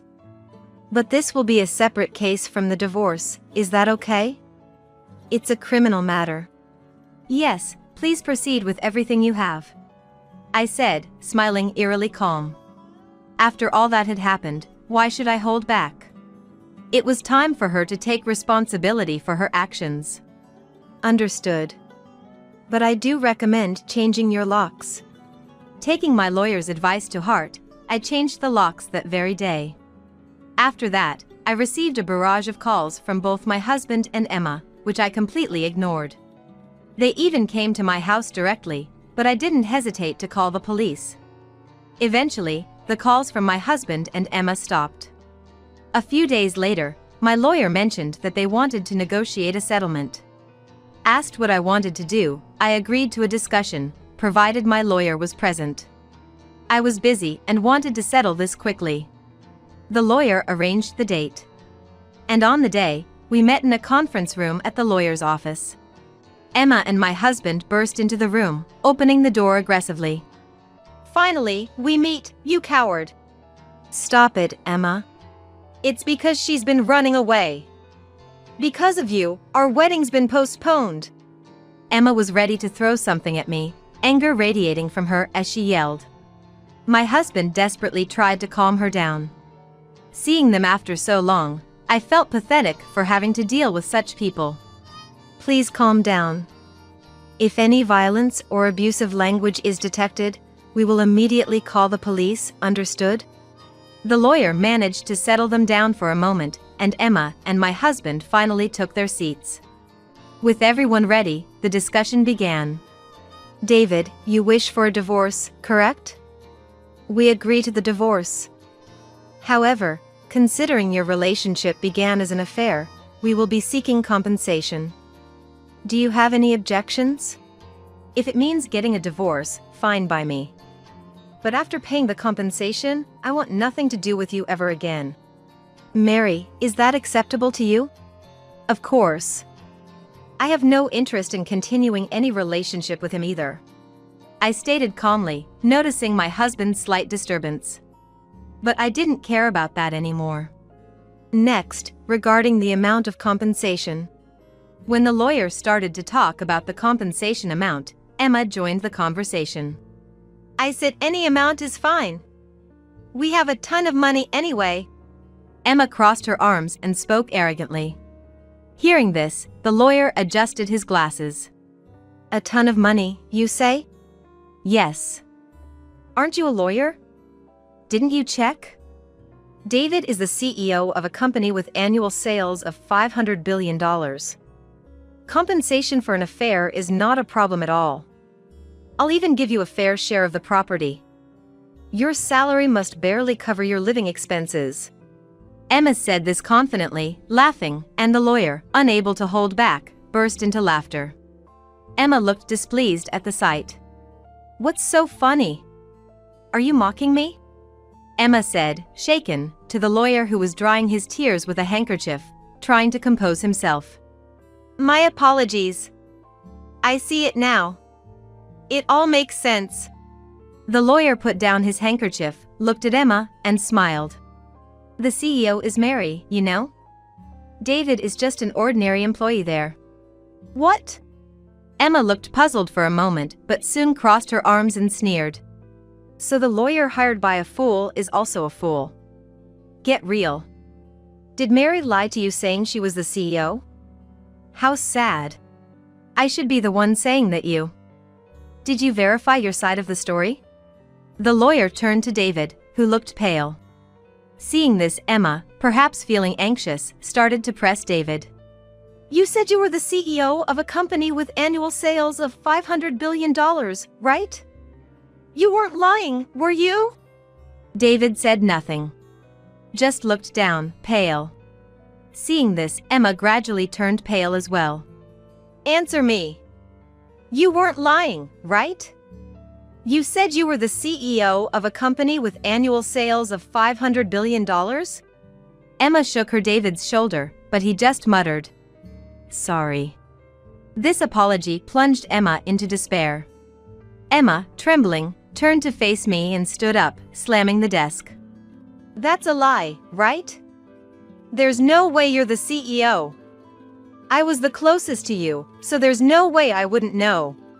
Emma, still standing, turned her gaze from David to me and now started accusing me. So I decided to tell her the truth. Just because we're best friends doesn't mean we share everything. Especially not our incomes. And it's precisely because I was close that I knew how greedy you were with money. That's why I never intended to tell you. I looked straight at Emma, without averting my eyes, and told her this. Emma, unable to hide her shock, sat down on the spot. Then, that house is… Of course, it's in my name. So the one leaving is my husband, no, David. He's not going to be my husband anymore. Emma fell silent at those words. Now that everything is clear, we will claim a reasonable amount of compensation. My lawyer said, but neither David nor Emma seemed to hear, both remaining silent. Next, regarding the theft. The lawyer continued unemotionally, despite the couple's demeanor. It was quite satisfying to listen to. At the mention of theft, the couple finally looked up. Theft? Yes. You stole several brand items from Mary when she wasn't home, didn't you? Confronted about the theft, Emma bit her lower lip. David, apparently unaware of the incident, looked surprised. Hey! What's this theft about? It wasn't me. I don't know anything. Emma desperately pretended not to know, but then the lawyer presented photos from the surveillance footage. What's this? A footage from the surveillance camera. A surveillance camera? Emma seemed to be unaware of the surveillance cameras. Had she known, she wouldn't have dared to steal so boldly. The husband covered his face with his hands and sighed. Our house is equipped with surveillance cameras. We installed them for security, since we bought quite a nice house. Why didn't you say that sooner? Who would think you'd break in to steal? Plus, it means you stole the keys from me. I thought I had lost them. I wanted those brand items. You wouldn't buy them for me. So the two started arguing. Both the lawyer and I sighed in disbelief. Please save your quarrels for later. As for the theft, we plan to file a police report. That concludes our discussion. Hearing the word police, Emma visibly panicked. Police is such an exaggeration. I just borrowed something from a friend. You can't possibly file a police report, right? I didn't lend it, and I no longer consider you a friend. I will file a report. After all, it was stolen. No! I'll compensate. Just don't call the police. Are you going to compensate? The brand items you stole are worth a considerable amount, you know. Are you sure you can cover that? Plus, there's also the compensation. When I said this, Emma, thinking she had found a way out, turned to David. Hey, even if you're not the CEO, you're still working, so you can pay, right? We're going to be fine, right? David just looked down and remained silent at Emma's words. He doesn't have the ability to pay. After all, he's been absent without contacting the company, so he's going to be fired. What? I told you he worked at my company. Ever since he started having an affair with you, his unexcused absences increased. I've been notified. There's no way we could keep such an employee, right? But there's still the division of assets. With that division of assets won't be possible. Why not? The savings accumulated as a married couple should be part of the division of assets. Aren't you a lawyer? Don't you know that? Have you not heard anything from David? You said he told you everything, yet you missed the important parts. Then, the lawyer presented a document. As per the prenuptial agreement, if the marriage doesn't last 3 years, neither party can claim the other's assets. Since they're currently in the 2nd year of marriage, this applies. Emma trembled as she took the document. Like this piece of paper has any power. That is a notarized document, so it has legal force. However, it only means no division of assets. David's assets remain. Emma managed a bitter smile at this. Well, if that's the case, we're fine. David, you have savings, right? So, we're okay, right? The face of Emma clinging to hope was no longer that of the friend I knew. There's none. Because you kept on spending. The savings are gone. At David's words, Emma sat down on the floor. I couldn't feel sorry for her at all. This was her own doing. The discussion is over, so please submit the divorce papers promptly, and David, please pack your things and leave the house. That's all. It was unclear whether the lawyer's words were heard, but the lawyer and I left the room, leaving the sitting couple behind. I left the rest to the lawyer and went home. The divorce was finalized smoothly. With the lawyer present, David packed his belongings and left the house. I received a few messages from David, but I blocked him completely. I cut off all contact with David and Emma. After being fired from the company and losing his savings, David ended up moving into Emma's place, but with the theft incident, Emma also got fired. They both desperately looked for work but only managed to find day-pay part-time jobs. Despite receiving their salary on the same day, Emma, who is bad at saving, continued to spend and ended up being evicted for failing to pay rent. This incident became known to their relatives, and both were disowned by their parents, unable to return to their parents' house. They now live in a very old, inconvenient apartment while working part-time jobs to pay compensation. I heard from a classmate living nearby that they are occasionally seen at a local spa, looking completely different from before, with worn-out clothes and hair. As for me, work is going well, and I've joined a tennis club as a new hobby. I'm enjoying working on myself while getting some exercise. 6 months later after this incident, I went on a solo trip abroad, where I met a wonderful man, and we are currently dating. This past event has become an unforgettable part of my history, but thinking that it led to the person I am today, I might feel that I made the right choice and I am now very happy with my life.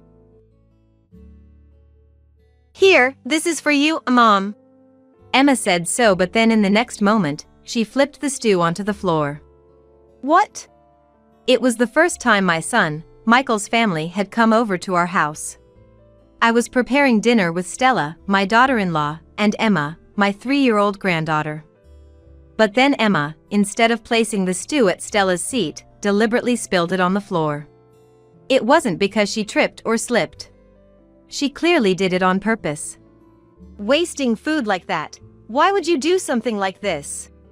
I couldn't help but scold Emma harshly. Because I thought it was easier for Mom to eat.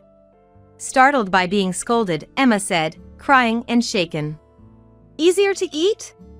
I couldn't believe Emma's words and unconsciously repeated them. Mom always eats on the floor. What do you mean? Sobbing, Emma tried to explain. Hearing Emma's surreal words, I looked at Stella to question her.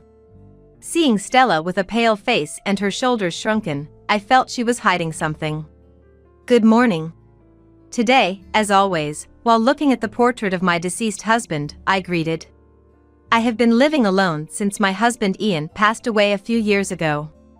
The expression on Ian's face in the portrait is grumpy, with a deep furrow between his brows. Thinking back, I hardly ever saw him smile during his lifetime. Our marriage was arranged, and from the beginning, we were careful with each other. We barely spoke, each of us strictly keeping to our roles. A happy marriage seemed far from achievable, and we never went out together even on holidays. At that time, I didn't have friends to call my own, and of course, it was a time when there were no mobile phones, so I came to think that's just what marriage was. Ian would lock himself in his room or go out alone on weekends, coming back late at night. And sometimes we wouldn't even talk at home, always an icy atmosphere prevailing. Yet, my in-laws were persistent in wanting to see a grandchild. Suspecting illness due to the lack of childbirth news, they urged me to go to the hospital repeatedly. Ian, for his part, seemed annoyed being nagged, shared the bedroom with me just for one night. Luckily, I became pregnant and decided to pour all my love into raising the child. Ian showed no interest even as my belly grew, mercilessly assigning me household chores even when I was immobilized by morning sickness and wasn't even there for the birth of our child. When I was too exhausted and asked Ian for help, he dismissed me by saying he was busy. However, when our son Michael was born, Ian changed as if he were a different person and actively involved himself in parenting. For the first time, Ian suggested we go shopping together with Michael. What kind of picture books should we read to Michael? I couldn't hide my joy and spoke to Ian more than usual. Wouldn't this outfit look nice on him? Contrary to my excitement, Ian still had an angry look. He hardly responded and dismissed all my choices with a sigh and told me that he would decide everything. I wanted us to cooperate in parenting, but Ian rejected everything I tried to do or say. Only a man can understand what a boy needs. And eventually, even when feeding Michael, he said he wanted to focus on the meal, so he moved to a separate room. Ian was quite strict about everything from how to hold a fork and a knife and to the order of eating. It took 6 months before Ian approved of Michael's eating manners and allowed him to eat with me. The first time I saw Michael eat, I was astonished by how neatly he did it. He never complained or showed weakness, focusing solely on his studies and not playing with friends. Michael, well done. Why don't you take a break sometimes? I tried to comfort Michael with some cake as a snack while Ian was away. Sweets aren't good for the body. He refused without even glancing my way. As Michael entered high school, he joined the baseball team, wanting to train his spirit, and became a star pitcher of the team. Even after that, thanks to his disciplined effort, he tackled everything with all his might and graduated top of his class from a prestigious university known for its difficulty. Raised by the strict Ian, Michael grew up to be so graceful in his movements that people passing by on the streets would stop and stare. It seems he was even approached by several women for dates. I once saw Michael sighing to himself. Michael, isn't there someone you're interested in?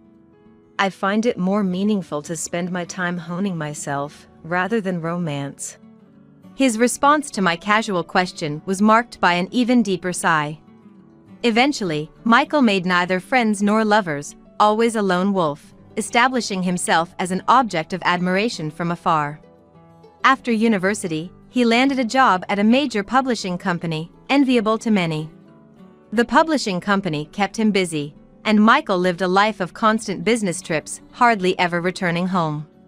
He woke up early every morning and returned home on the last train. With such a lifestyle, he had no chance for encounters, dedicating his days to work alone. Even the formidable Ian would be asleep by the time Michael came home, so I secretly prepared snacks for him.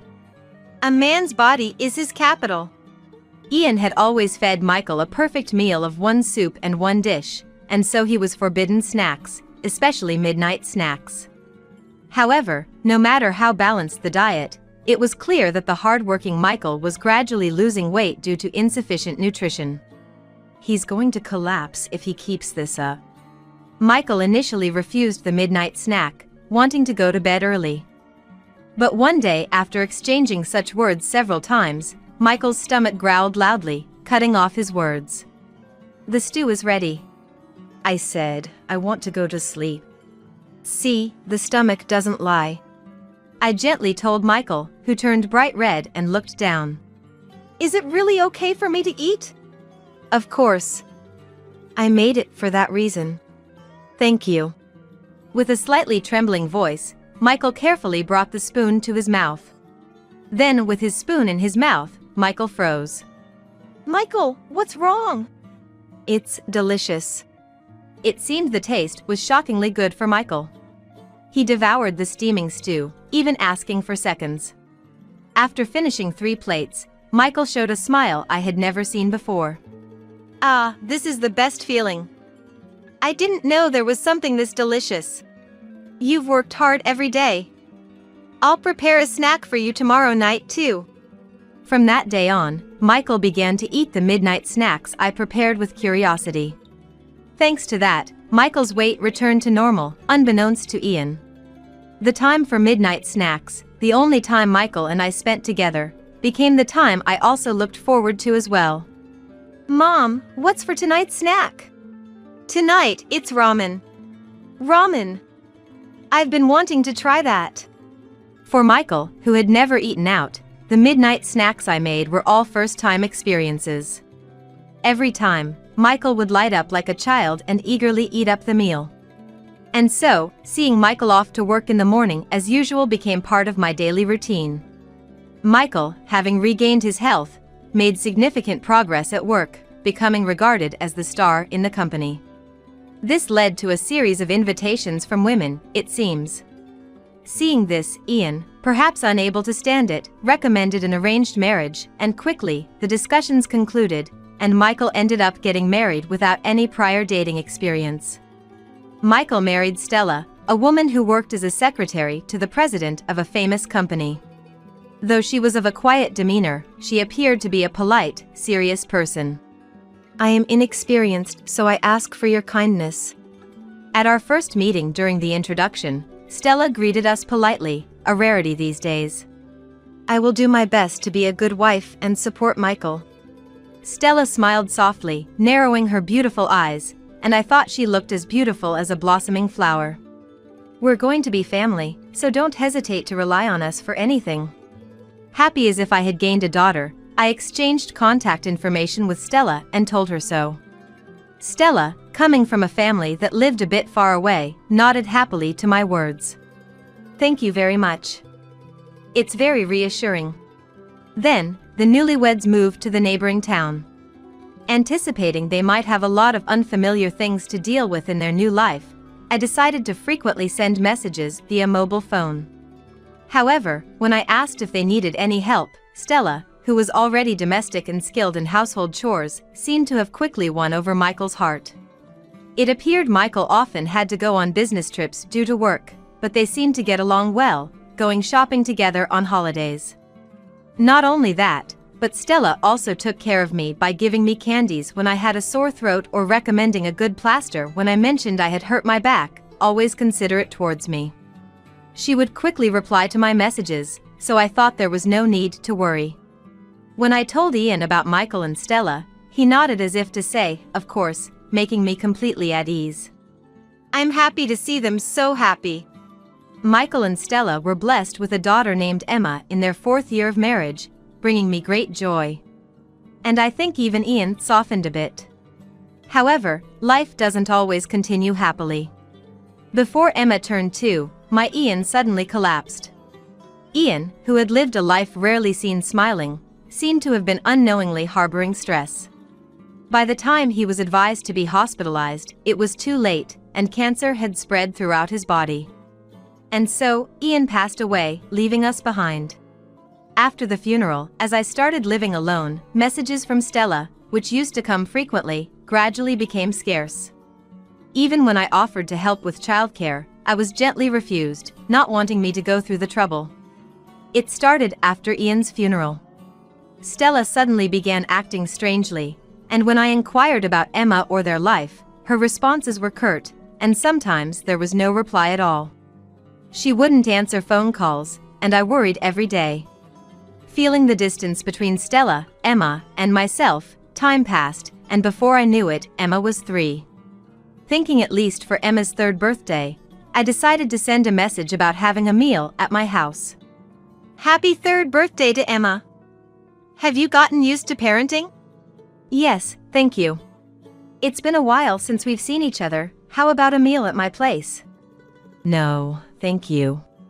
Stella's cold reply made me sigh. I haven't had much to look forward to since I became alone. I want to celebrate my first grandchild's 3rd birthday. After sending such a message, perhaps my feelings got through, as she curtly replied, "All right, we'll go."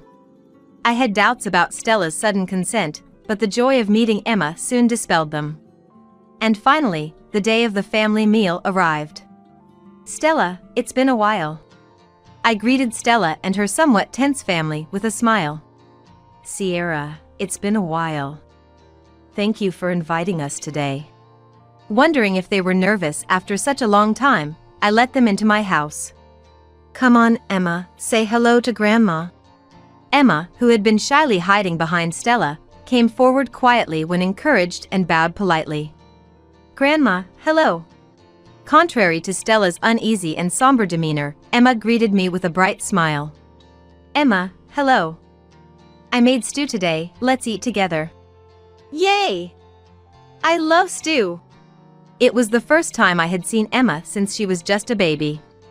I was worried she might be shy, but Emma's cheerful and innocent demeanor lifted some of my anxiety. However, Stella, hunched over and unusually vigilant, was not the Stella I knew. She used to be considerate and attentive to her surroundings. While I was concerned about Stella, I decided to wait and see, understanding she might have things she didn't want to talk about. Where's Michael? Stella, looking unsettled, scanned the inside of the house.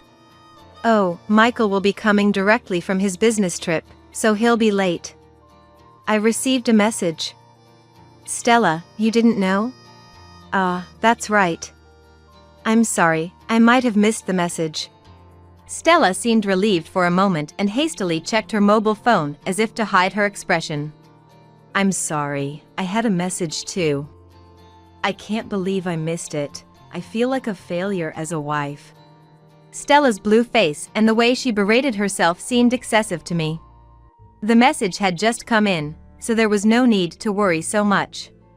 However, I didn't press further in front of Emma. It's not your fault, it's okay.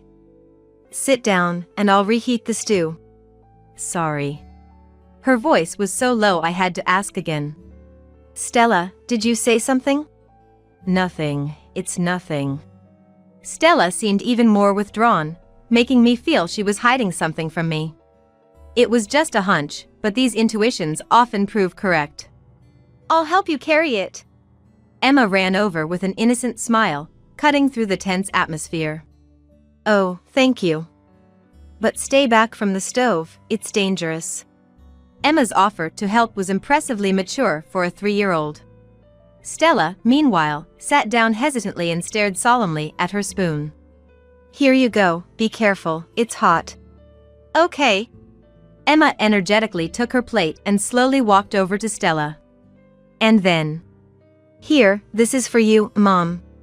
Emma said, and in the next moment, did something unbelievable. What? Emma deliberately spilled the stew on the floor instead of placing it at Stella's seat. It wasn't because she tripped or slipped. She clearly did it on purpose. Why would you do something like this? Wasting food. I couldn't help but scold Emma harshly. Because it's easier for Mom to eat. Surprised by the scolding, Emma said, crying and shaken. Easier to eat? I couldn't believe Emma's words and repeated them unconsciously. Mom always eats on the floor. Eating on the floor? What do you mean?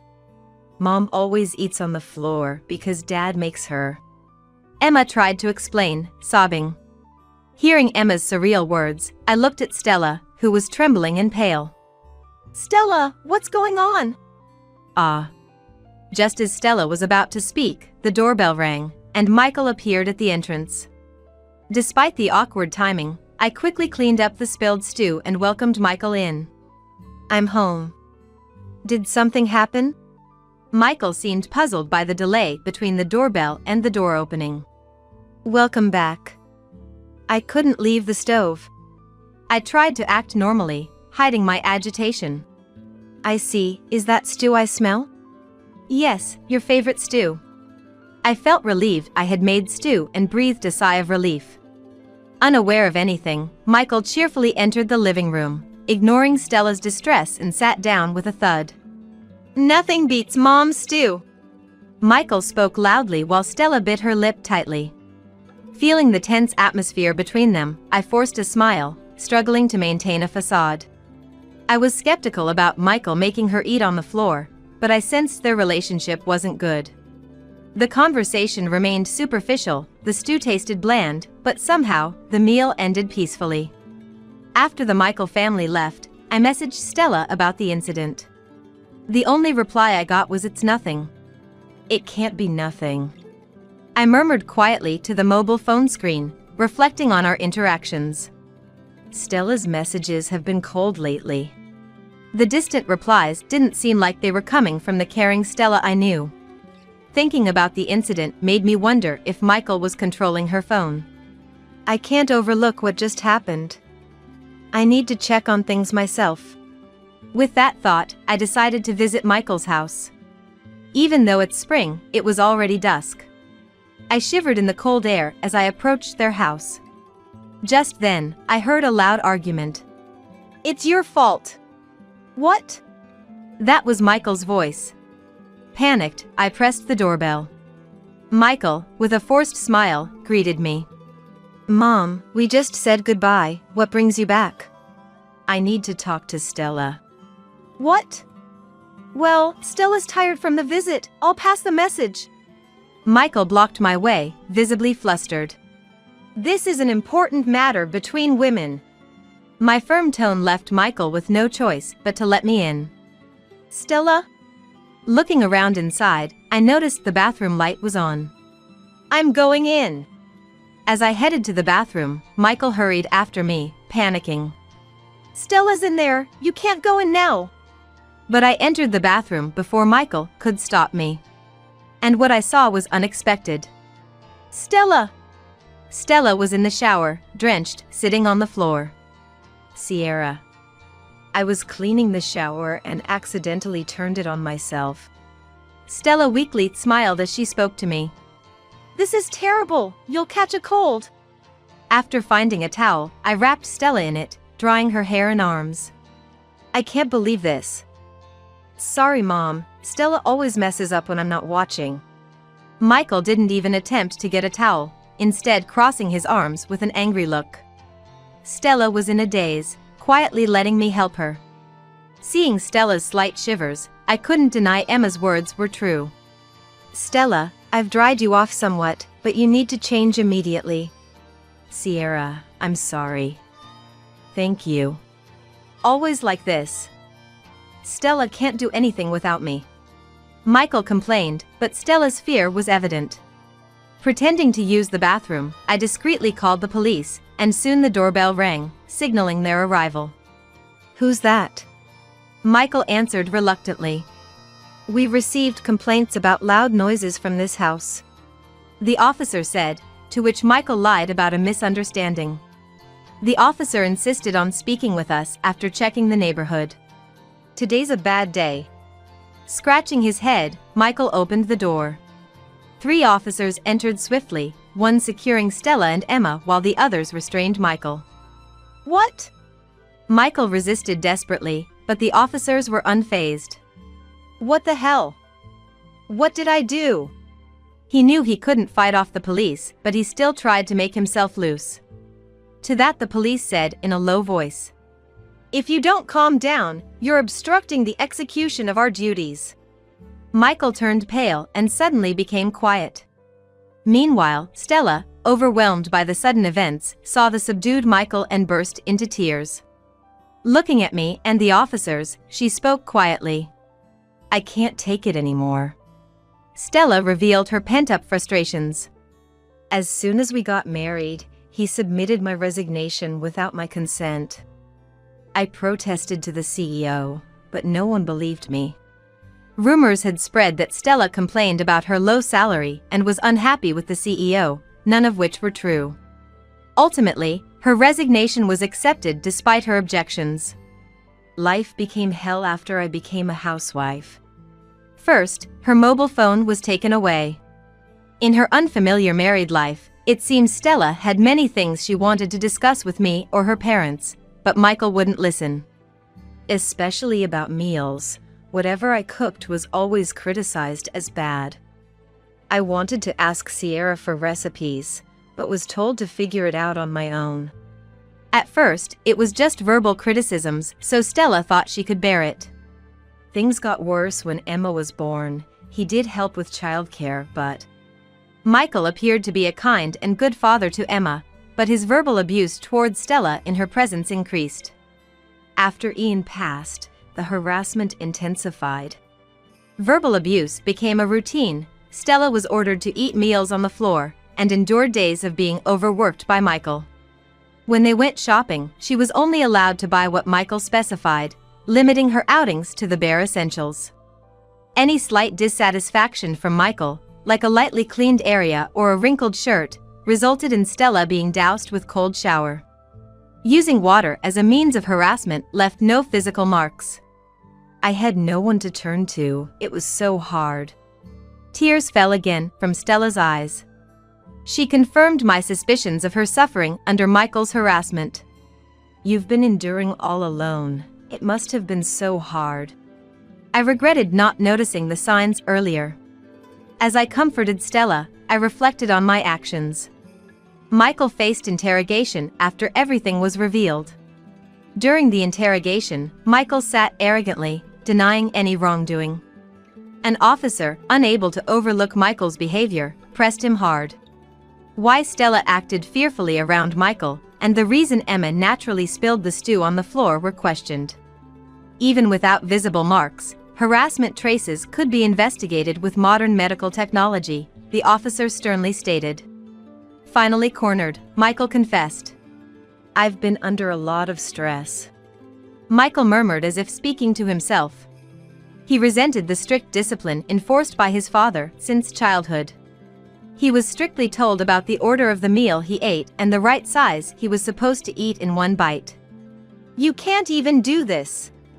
Harsh scoldings for minor mistakes were part of his upbringing. Forced to learn kanji and English at a young age, Michael was made to revise tirelessly for any mistakes. In elementary school, while peers enjoyed games, Michael was sent to unwanted lessons and cram schools. He revealed his dissatisfaction with all of it. In high school, he was forced into a strict baseball team, despite having no interest. The first time I played soccer during a break, I found it incredibly fun, but my father never allowed me to switch to the soccer team. I was shocked by Michael's words. I trusted Ian to take care of meals in another room, never questioning it, and rejoiced at Michael's academic and extracurricular diligence. All the times you were working so hard, it wasn't because you enjoyed those activities. I didn't know Michael loved soccer and I was unaware of his interactions with Ian. I was just preparing lunches every day without knowing anything about my family. I had no idea you felt that way, Michael. It's natural for you not to know. He said it was a man's promise and made me keep quiet. Michael, adeptly trained mentally, easily maintained composure without my knowledge. He didn't enjoy studying either. He was restricted from popular student activities like gaming and fashion interests. And even his love for sweets was limited. Ultimately, an arranged marriage decided by Ian added to his growing resentment. Having the marriage arranged without his consent, Michael seemed to have started feeling indifferent about everything. Even after getting married and moving away, the pressure of being married to someone chosen by Dad made him feel monitored, and the curse lifted only after Dad's death. I became obsessed with the idea that Stella should strive just like me. That was how Michael concluded. I thought I had raised Michael together with Ian. I had no inkling Michael was enduring such hardship behind my back. The guilt and powerlessness overwhelmed me. Despite Michael and Ian keeping silent, I bear responsibility for not noticing. Stella, this isn't something an apology can fix, but it was my fault for raising him poorly. I'm truly sorry. No. I'm the one who should apologize for not being able to heal Michael's heart. Stella's words, ever so kind, made tears spill from my eyes. Stella, you've done nothing wrong. I'm truly sorry for everything. Afterward, Michael was arrested for assault. Having shared his burdens, he seemed somewhat relieved. He will now have time to reflect and make amends. Stella decided to divorce Michael, taking Emma back to her parents' home. Sierra, thank you for everything. I haven't done anything worthy of your thanks. I decided to support Stella and Emma financially in Michael's stead. Initially hesitant, Stella accepted after I expressed a desire to maintain a good relationship. I'm sorry if I made you feel uncomfortable. I'll always consider you as my family. Thank you.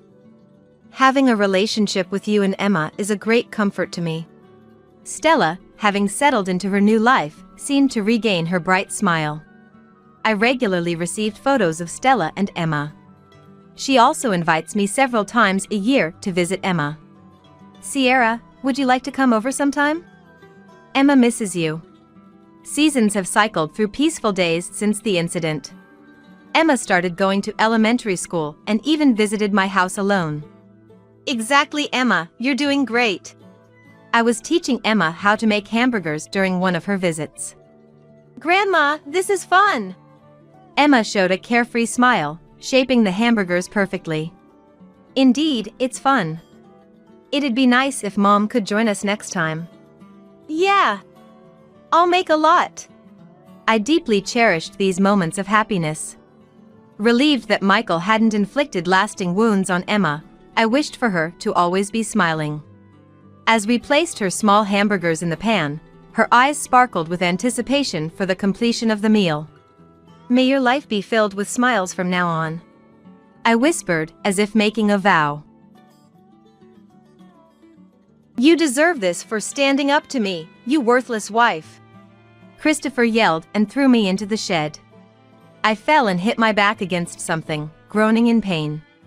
Meanwhile, Christopher shut the door. The shed was engulfed in darkness in an instant. I leaped towards the door and pounded on it fiercely. But it didn't open. It seemed like Christopher did something from the outside. The door felt heavy, and I was overwhelmed by a sense of despair. Was this all my fault?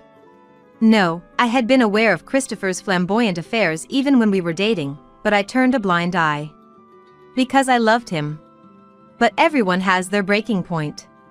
Today was mine. When I confronted Christopher about his cheating, he flipped out, leading to this mess. I won't forgive him. No matter what, I will get out of here and make Christopher realize his mistake. But I can't think of a plan. As I'm overwhelmed by my raging emotions, I hear the door open. My name is Mariah. I'm a 44-year-old housewife. I live with my husband Christopher, who is 5 years younger than me. We don't have kids because Christopher didn't want any. I had always dreamt of becoming a mom, but by the time I got married, I was already 35, an age when pregnancy becomes challenging. But now, I think it's probably for the best. Christopher would have too many issues as a dad, and I can't imagine dealing with a child in my current mental state. I met Christopher 12 years ago. I was 32, and he was a youthful 27 years old. We were colleagues, and he often affectionately called me Mariah. I was immediately attracted to Christopher. He was good-looking, cheerful, and friendly. But I couldn't exactly call myself beautiful, and considering our age difference, I didn't think I stood a chance. Then, out of the blue, Christopher confessed his feelings for me. I couldn't believe it, but I was overjoyed and quickly accepted. Our relationship started smoothly. Christopher was understanding about my insecurities regarding my age and appearance. Don't worry about that, he said. I was happy. The reason Christopher chose me was a mystery, but as long as I believed he loved me, it felt like everything was resolved. But it was a sweet illusion. As our first anniversary approached, Christopher's true nature began to reveal itself. He always used the same excuse, I forgot my wallet, making me pay for all our date expenses. Up until then, we had been splitting the bill, so the sudden financial burden hurt. More than that, Christopher's repeated excuses for not paying made me see him as insincere. Once, I decided to beat him to it and said, "I forgot my wallet." Before he said so. It was right after we met up.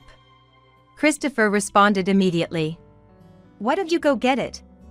Your place is close, right?" "Close? I took the train here, you know that's not happening." After a nonchalant nod, Christopher turned his back on me. "Christopher? If you don't have money, we can't go on a date, right? Let's call it a day." With a wave, he disappeared into the crowd. All I could do was to stand there, dumbfounded. I began to feel uneasy about my relationship with Christopher. Could I ever be happy with him? Even with those doubts, I couldn't leave him. I had a relationship with only one guy before Christopher. The first relationship was during my student days, a brief 6-month affair that ended when he found someone else. As for Christopher, he was quite popular with the women at work. He knew it too, smoothly delegating his tasks to them. He hadn't tried that with me yet, but when would his feelings change? I grew increasingly timid. And even more dependent on Christopher. His smile, his sweet words. I convinced myself they were privileges only for me. But Christopher never understood my desperate clinging. One day at work, I overheard him talking to another male colleague. "I'm with Mariah, but she's the best option for now. She's older, but she pays for our dates, even gifts me watches sometimes. If I were to marry, Mariah seems like a good choice. The other two spend too much, no way." Christopher was seeing 2 other women besides me. I secretly hired a detective to investigate him. I wanted to prove what I heard was a mistake. But the reality was harsh. One of Christopher's girlfriends was a colleague. Another worked for a client company. After much contemplation, I chose to overlook Christopher's promiscuity. He had chosen me as his partner for marriage. Perhaps it was because I catered to Christopher, never complaining about his whims. I believed that once we were married, his bad habits would disappear. But after the wedding, he started staying out blatantly. Upon investigation, it was always with women in their early to mid-30s. Christopher was irresistibly drawn to the financial security these women provide and the inferiority these women felt towards him, leading them to devote themselves completely. Christopher had a girlfriend named Carol. When she realized she'd been deceived, she came to apologize to me first. "I'm so sorry. Christopher told me he was single." "It's okay, we're both victims here," I said calmly. Carol was 35. The age I was when I got married. She had been with Christopher for 2 years. For a woman, that's precious time spent on Christopher. It was even sadder knowing she had seriously considered marrying him. Carol promised to break it off with Christopher. I promised to support her if anything happened. That day, Christopher seemed restless. He had a 2-night, 3-day company trip to Los Angeles starting tomorrow. After he finished packing, Christopher tried to hurry back to his room. I was cleaning up after dinner when I suddenly spoke up. "I talked to Carol." "Who's that?" Christopher tilted his head, feigning ignorance. I spread the documents I received from the detective on the table. "I've known for a while that you have been seeing many women." "Mariah, what are you doing?" Christopher lost it. "Yeah, you're right. So what? I gave those girls a good dream. I deserve something in return." Carol was hurt. I mustn't let myself get angry alongside him. I remained calm and said, "She believed you would marry her." "So, what? You gonna divorce me, Mariah? Then maybe I'd consider." "No, forget it. She's not thoughtful enough, and there are better women out there." "Christopher." I was shocked. I expected him to be upset, but to casually talk about divorce and compare Carol like that. "Anyway, Mariah, you know what happens when you cross me, right?" I was confused. Christopher was the one in the wrong. Yet, he acted as if I had broken some rules. He forcefully grabbed my arm, making me stand up, and led me outside. There it was, the shed. He stopped in front of it, flung open the door, and threw me inside. You deserve this for standing up to me, you worthless wife. I fell and hit my back against something, groaning in pain. Christopher, you can't be serious. By the time I turned around, Christopher had already shut the door. I rushed to the door in shock, but it wouldn't open. Christopher must have done something from the outside. Reflect on this. I'm going out. Wait, Christopher. Please wait. Being locked up here, I couldn't care less about reflection. I would get thirsty and hungry. If I can't get out of here, I'll wither away. And with Christopher leaving for a company trip tomorrow, what will become of me after 3 days of being left here? I had hoped he might let me out soon. But his footsteps faded away, and the yard fell silent. The shed had no windows. With the door shut, the inside was pitch black. A sense of vulnerability crept up from my feet. Had I really done something so terrible? I knew Christopher could be cold-hearted, but I had never imagined it would go this far. Maybe he doesn't care what happens to me. Perhaps he'll actually leave me locked up here while he's on his trip. Then, it happened. Mariah. A soft voice called out. I was startled. The door had opened. There stood Carol, Christopher's ex-girlfriend. She had come to see me. She rang the doorbell but got no response, and noticing noise from the yard, she came to check. I saw Christopher locking you in here. It's terrible. It's okay. I chose to be with him, knowing what kind of man he is. This is on me, I said, as if convincing myself. But I'm grateful. I'm glad you were here. I dated Christopher too, indirectly taking you for granted. That's not true. I slowly shook my head. You didn't know anything. You truly liked Christopher. That's all, right? Just like me. Mariah. Carol looked like she was about to cry, quickly wiping her tears with the back of her hand. I told her, Carol, I need your help. Will you stand up to Christopher with me? Carol looked at me in surprise. Stand up to Christopher? What are you planning? I'll explain it now. After I shared the plan, Carol was shocked but nodded in agreement. Christopher had apparently gone to a friend's house. Once we made sure he wasn't home, Carol and I went back inside the house. The plan would begin with Christopher's return. The day I was locked into the shed and the 3 days of the company trip passed. Christopher came out to the yard. She must be okay, right? He mumbled in front of the shed. Realizing the severity of his actions, he was probably feeling guilty. But it was too late. Hey, Mariah. The reflection time's over. You can come out now. Christopher opened the shed door. The moment he did, his expression froze. He rubbed his eyes as if not trusting what he saw, and looked inside the shed again. The result didn't change. Who are you? In front of Christopher, a woman who was not me sat huddled. In his mind, I had been locked in there the whole time. It was impossible for the clothes or hairstyle to change midway. The woman looked up. Christopher's face contorted even more. Carol, what are you doing? Where's Mariah? I'm right here. I emerged from where I was hiding. At the same time, Carol stood up. Surrounded by the two of us, Christopher looked back and forth between me and Carol, flustered. What are you two up to? Relax. We're not going to lock you up. Just calm down and listen to what Carol has to say. Carol's story? Christopher frowned, and Carol seemed to recoil. But she didn't run away. She opened her mouth and blurted it out. Christopher, you've been deceiving me.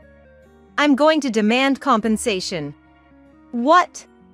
Christopher seemed about to explode with anger, but somehow held back. After watching his reaction, I spoke up. Christopher, let's get a divorce. And of course, you'll be paying compensation to me as well. You too. What's with both of you? You are giving women dreams, right? In return, you accepted their devotion. But it's time to come back to reality. Yes, this was our decision. To impose a financial penalty on Christopher. But it wasn't over yet. Christopher's mobile phone rang. Hello? Dad? It's a bad time. I'll call back later. Apologize to Mariah now? Dad, you can't be serious. I've told Polly and the others everything. Christopher's face turned pale. Then, things moved quickly. Raphael, Polly, rushed over from his family home and fiercely reprimanded his son. I had copied all the documents I received from the detective and sent them to Polly. I've heard it all from Mariah. What kind of person are you? This is the end of our relationship with you. No, Dad. Christopher looked at Polly with tears in his eyes. But Polly's resolve was firm. He ordered Christopher to pay all the compensation to the two women himself. Don't be ridiculous, Dad. Please don't say that. Christopher clung to Polly. Please, I beg you. I'll change. So, can you at least pay half? Be quiet. You're embarrassing. Mariah, I'm sorry. I never thought my son could be this terrible. I'll make sure he has nothing to do with you anymore. Please don't worry about it, Polly. Christopher faced a substantial compensation claim from the lawyer hired by me and Carol and was forced to pay a significant amount. Christopher's misdeeds spread quickly among both families. They whispered about disowning him, and eventually, the gossip reached his workplace. I've been fired from my job. I see. I remained calm and collected. Christopher, with a trembling voice and downcast eyes. I can't pay the compensation. He kept repeating. How can I pay it without a job? I also have been cut off from relatives. There's nothing I can do. That's how I felt, Christopher, when you locked me up. Trapped in the dark, unable to go anywhere or do anything. That feeling of being left in the dark with no way out. Now, Christopher was tasting that same despair. There was another fact Christopher didn't know. Carol was pregnant. I was shocked, but even more, I was happy for her. Congratulations! I know it'll be tough as a single mom, but you can do it. Thank you. I'll try my best to be a good mom. We didn't want Christopher's sins to burden the child. We wished for the child to grow up strong and straightforward, like Carol. I also thought if I hadn't given up on having a child with Christopher, maybe I'd have had another family member. I asked Carol, "Please let me meet the child when they are born," and saw her off. A child. I intensely wished for one too. Eventually, I decided to adopt once my life was stable. Christopher was gone, so I stayed in the house, and there were part-time jobs available at the nearby grocery store or supermarket. All right, time to gear up. Life felt more vibrant with a purpose. I made friends at work, and the joy of mutual support was new to me, as Christopher had never helped me. Then, here came the long-awaited adoption. The process and preparations were extensive, but I didn't mind. I met her. Not related by blood, but undoubtedly my child. I knew at the moment I saw her. This is the child. Violet recognized me as her mom. Innocently. "Mom," she called me. "Christopher, you wouldn't understand, but the joy of having a child is immense. This is my revenge.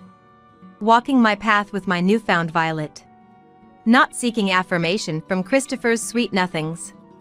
To recognize and believe in myself. As a person, as a mom.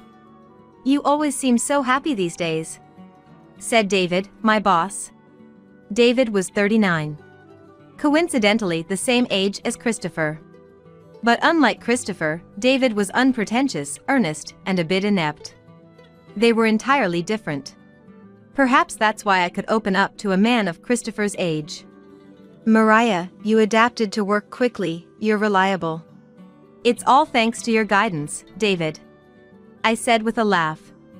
David, for some reason, blushed and looked away. Mariah, do you have plans for your next day off? That day. I'm going to the amusement park with Violet. Oh, right. Wouldn't want to intrude. What about the day after? David, what's up? I noticed that. David's gaze towards me was gentle. It seemed unsettled at some point, as if hiding another emotion. Now I understand. It was probably similar to the feelings I once had for Christopher. David took a deep breath and blurted out. Mariah, would you go out with me? And so, David became my partner. At first, Violet was wary, but she warmed up to him after a few meetings. One day, while enjoying afternoon tea with Violet at home, the doorbell rang. Violet cheerfully replied, "Coming," and ran to the door. Then returned with a pleased look. "It's someone you know, Mom." "Who?" A tall man." Her words alarmed me. There was only one person that came to mind. I told Violet firmly, "Don't come out." "A dangerous person?" "Okay." Violet sensed my tension and looked worriedly at me. "It's okay. Mom won't lose." I patted Violet's head and went to the door. As expected, it was him. "Who's that kid?" His first words weren't even a greeting. Apparently, it was Christopher. "What do you want?" I asked. "I need money, Mariah. You can see, right?" Indeed, Christopher looked terrible. He hadn't found a steady job since moving from one acquaintance's house to another. Eventually, he had nowhere to stay and ended up on the streets. "I don't have money to lend you." "Hey, Mariah. You've gotten pretty arrogant. Think you've beaten me? Life isn't about winning or losing." But Christopher wouldn't understand that. No pity. Just disgust. Christopher took a step closer. "Mariah, please. This is the last time. I won't show my face again. I'll go to another state and start over. I just need the money for that." I sighed. His promise to disappear was welcome. But should I help this man? "Mom?" Then, I heard Violet's voice and footsteps. I turned around in a panic. "Don't come here," I told Violet, but she didn't stop. "Don't trouble Mom. If it's money you need, I'll give it to you." With that, Violet pressed $1 into Christopher's hand. Christopher stood there, stunned, then collapsed and started crying. A child's innocence. It was the happiness Christopher had once rejected. Violet will start elementary school next year, so we went to look for a school bag. David came along. As the three of us entered the store. "What a lovely family," the store manager remarked. Violet beamed proudly, and David and I blushed. "Mom, I like this color." "Let's see." Violet picked an orange bag. It would suit her lively personality well. "Let's consider this a gift from me." "Oh, you shouldn't." I attempted to counter David's impromptu gesture. "I want to give it from me." "Then, I'll consider this as a gift from you too." Violet chimed in cheerfully. David and I looked at each other and nodded in agreement. "Sounds good." "Yes, let's do that." So we split the cost and bought the new bag together. Being so delighted, Violet didn't let go of the bag all day, even holding it while sleeping. Meanwhile, David approached me with a certain proposal. About the venue. "I don't need a wedding. I didn't have one with my previous husband, and I'm past the age for wedding dresses." "That's not true. I want to see you in a wedding dress, Mariah," David insisted. I recalled Christopher, who begrudged even a wedding ring, let alone wedding expenses. David was different. He proposed with a ring. Now, we're saving for the wedding. "You want to see Mom in a dress, right?" "Yes." David had skillfully brought Violet to his side. I could only surrender with a smile. In preparation for the wedding, I embarked on a diet. All the effort paid off when I could wear the dress of my dreams, a moment of immense joy. I couldn't thank David enough for suggesting the wedding. During the ceremony, an emotional David started crying, causing a stir among friends and colleagues. I spent most of the time calming him down, but the ceremony was memorable and fantastic. Afterward, I sold the house I lived in with Christopher. It held memories, but they were all tainted with Christopher's lies. David's apartment was small, but it felt right for our fresh start. The wedding photo took center stage in our new home. David and I smiled awkwardly at the camera. Violet started elementary school. Her bright personality helped her fit in right away. She'd come home and share stories about her friends from school. I came first in the race. That's amazing. Just like David and me. Violet blushed, and so did David. I'm profoundly grateful for meeting these two and becoming a family. My past life revolved around pleasing and depending on Christopher. It was my life, yet it felt like it was lived for Christopher. Now, I'm walking a life for myself. Not just for me. But for David and Violet too, our future shines brightly. You're not allowed in here. Linda blocked my way, standing right in front of me. I reconsidered, thinking maybe the funeral was not ready yet, but I was not just an attendee, I was a family member. I looked into Linda's face for an answer, but there was none written there. You can't come in. No, but I'm Tom's wife. At my attempt to reason, Linda bursted into laughter. There is no way a wife is a family member. You're an outsider, so you can't attend the funeral. Get it? Now please leave. Linda pointed towards the door, urging me to exit. Swallowing what I wanted to say, I stared straight into her face. So should I really leave? My name is Kate, edging into my mid-30s at 35 years old. I work as a lawyer in a small legal office in a regional city. I married Tom, my colleague and age mate from the same office, 5 years ago.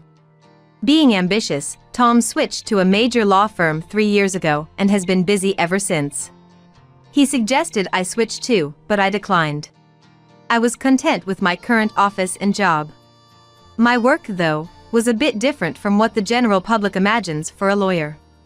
Primarily, I supported rehabilitation for those recently out of prison or on probation.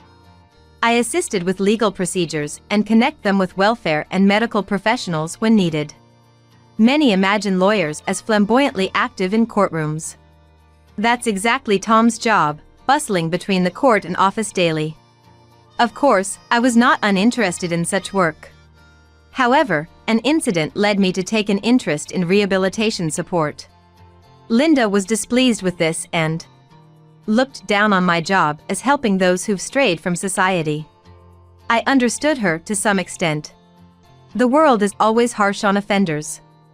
Of course, I don't believe offenders should be redeemed without atoning either. But Linda's disdain was extreme. It's not just my job she despised, but me personally. Every time we met at my in-laws' house, she never missed a chance for snide remarks. When will Kate quit her job to have kids? Linda's sarcastic voice reached me as I assisted Jack. For years, Jack's health had been failing, requiring in-home care, which Linda barely provided. So, I filled in, enduring Linda's barbs as I care for Jack. But Kate's middle-aged now, maybe kids are out of the question. Why didn't Tom marry someone younger? Ignoring Linda's complaints, I gently laid Jack on the bed. Trying not to catch Linda's attention, I sighed. Then, Jack's lips moved slightly, seemingly saying not to worry. I smiled awkwardly at Jack. No matter how busy I was or how much Linda taunted me, I didn't stop caring for Jack. Sadly, Jack's condition kept worsening. Just a week ago, he was able to enjoy fruits, but now he can't chew. Not just me, Linda too was shocked by Jack's rapid decline. To the point of avoiding his room. Doctors said he had a week left at most. Realizing his end, Jack insisted on no more hospitalizations, wanting to stay home. Jack apologized repeatedly for the trouble as I cared for him, but I've never felt burdened. Jack seemed to resent his dependence on others for survival. I tried to spend my days with Jack as cheerfully as possible, hiding the shock I harbored within. That changed with a single, desperate accusation from Linda. "You're just after Jack's inheritance, aren't you?" Linda hurled these words at me as I was about to enter Jack's room with his change of clothes. Confused, I stood frozen in the hallway.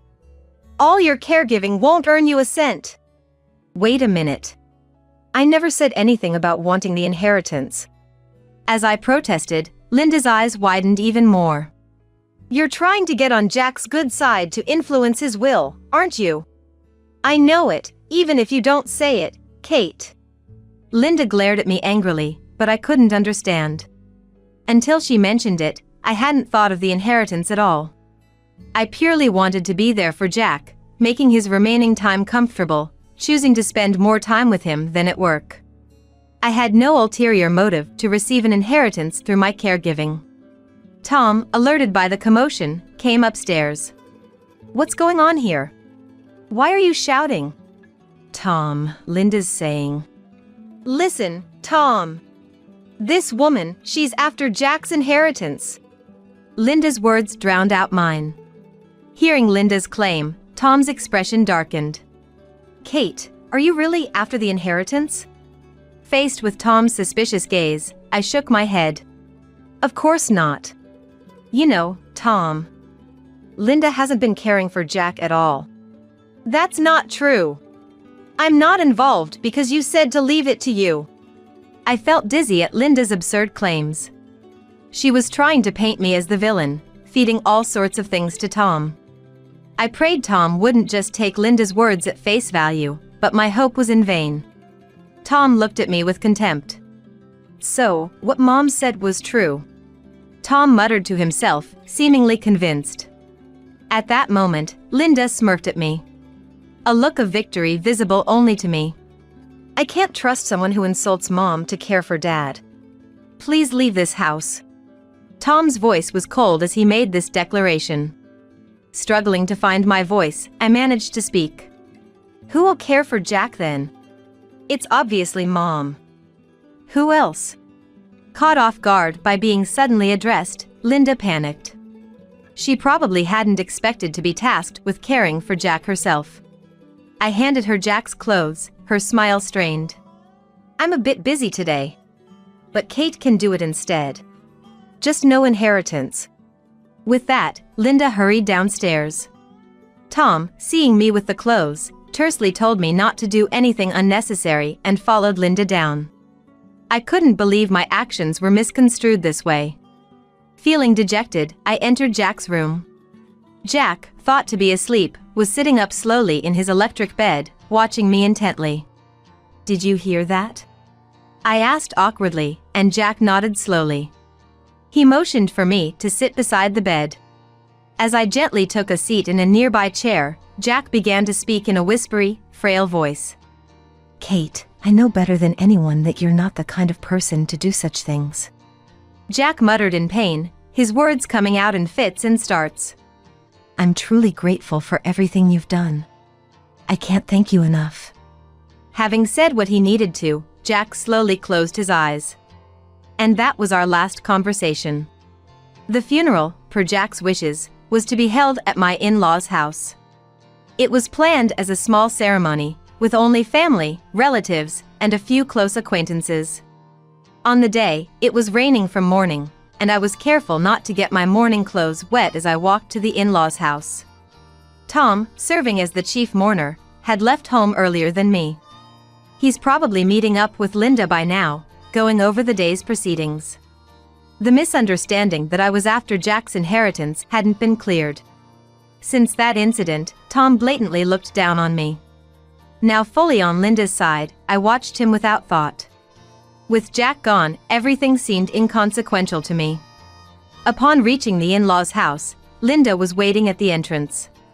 As I tried to pass her with a brief greeting, she grabbed my arm. "You're not allowed in here." "What?" Linda stood there, blocking my way. I thought maybe things weren't ready, but I was not just an attendee, I was a part of the family. I looked into Linda's face for an answer, but it wasn't there. There's no way you can enter. No, but I'm also Tom's wife.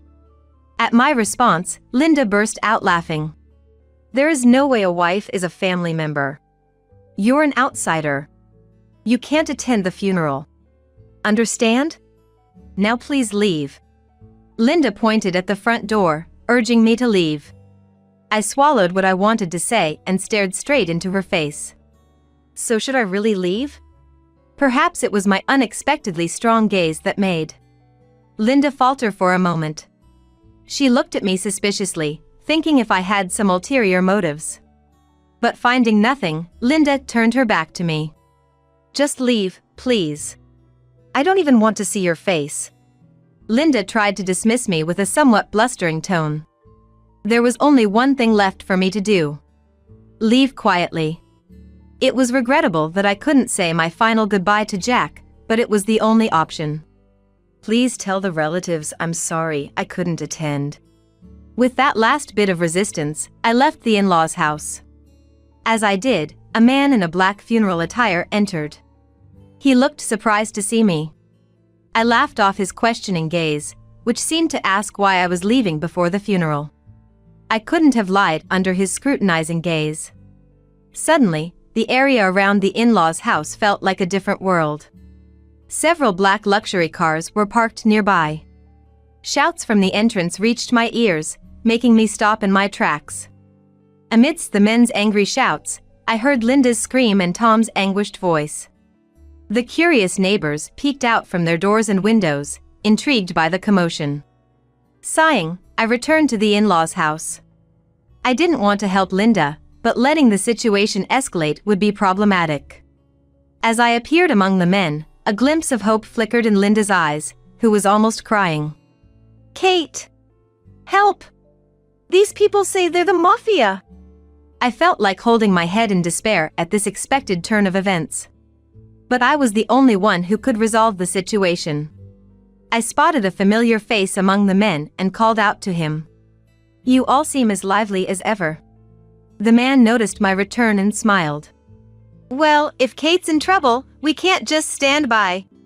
Linda let out a short scream when she saw me. You're with the mafia too! Linda trembled at her own misunderstanding. That's absurd. But I quickly dismissed it.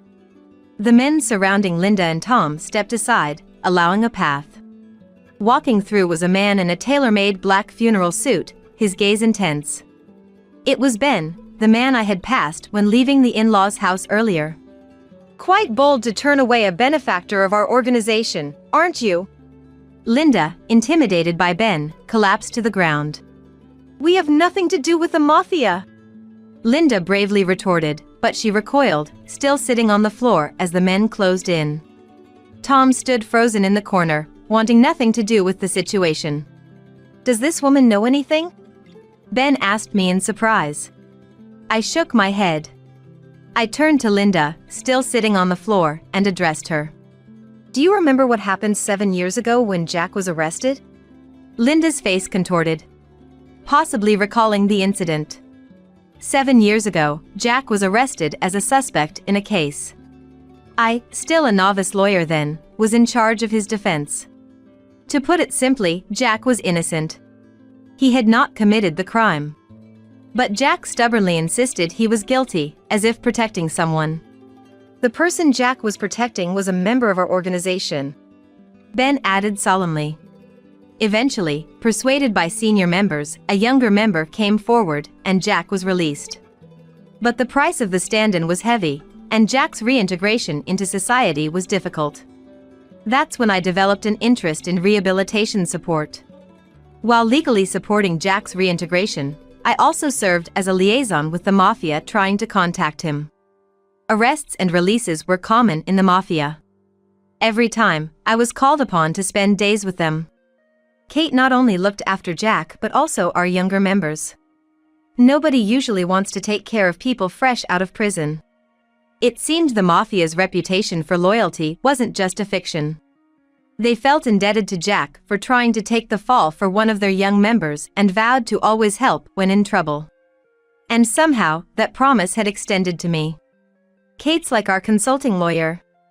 Ben turned to me with a smile that didn't quite match his sharp gaze. Still intimidated by Ben's changing expressions, I nodded awkwardly. Ben, who had smiled at me, now glared at Linda as if he had long forgotten the earlier moment. Where did you put Jack's money? A very cold voice echoed in the entrance hall. Linda finally started to tremble. Looking for an excuse, her gaze wandered meaninglessly. Tell the truth, Ben said casually, and Linda broke down. Tears flowed as she shook her head in anger. I spent it all. It's all dirty money anyway. Whatever my husband earns is mine to spend. What's wrong with using it? Tom somehow managed to keep the agitated Linda from storming out of the house. Ben, who was accustomed to overwhelmingly tense situations, watched this without changing his expression. Jack's money wasn't dirty. It was hard-earned cash from a burger joint, saved by our young guys. Did you spend everything Jack was saving to leave for Kate? Ben's outcry echoed around. I'm sorry, I'm so sorry. Let me apologize on her behalf, please, no violence. Tom was the first to reach his limit. He apologized deeply without a hint of shame. I was astounded watching Tom, who had been silent till now, turn apologetic when he sensed personal danger. He even said sorry to me for doubting me, but I was not in the mood to listen. Can you pay back everything Jack saved for Kate? Ben deliberately intimidated Tom and Linda with his glare. They nodded like puppets, their faces pale. Linda had embezzled over $100,000 of Jack's savings. It was shocking to learn that not only Linda but also Tom had been spending Jack's savings on drinks for colleagues and lottery tickets. Tom, suspected of private dealings with the mafia, was forced to resign from the law firm. I planned to divorce Tom once everything was settled.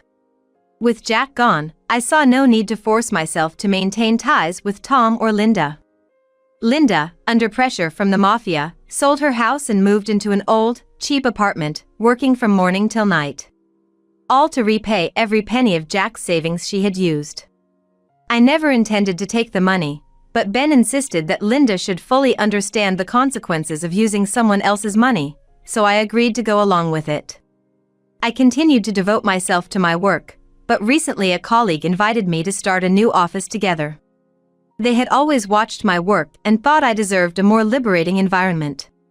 I accepted the invitation and now spend busy yet fulfilling days establishing the new office.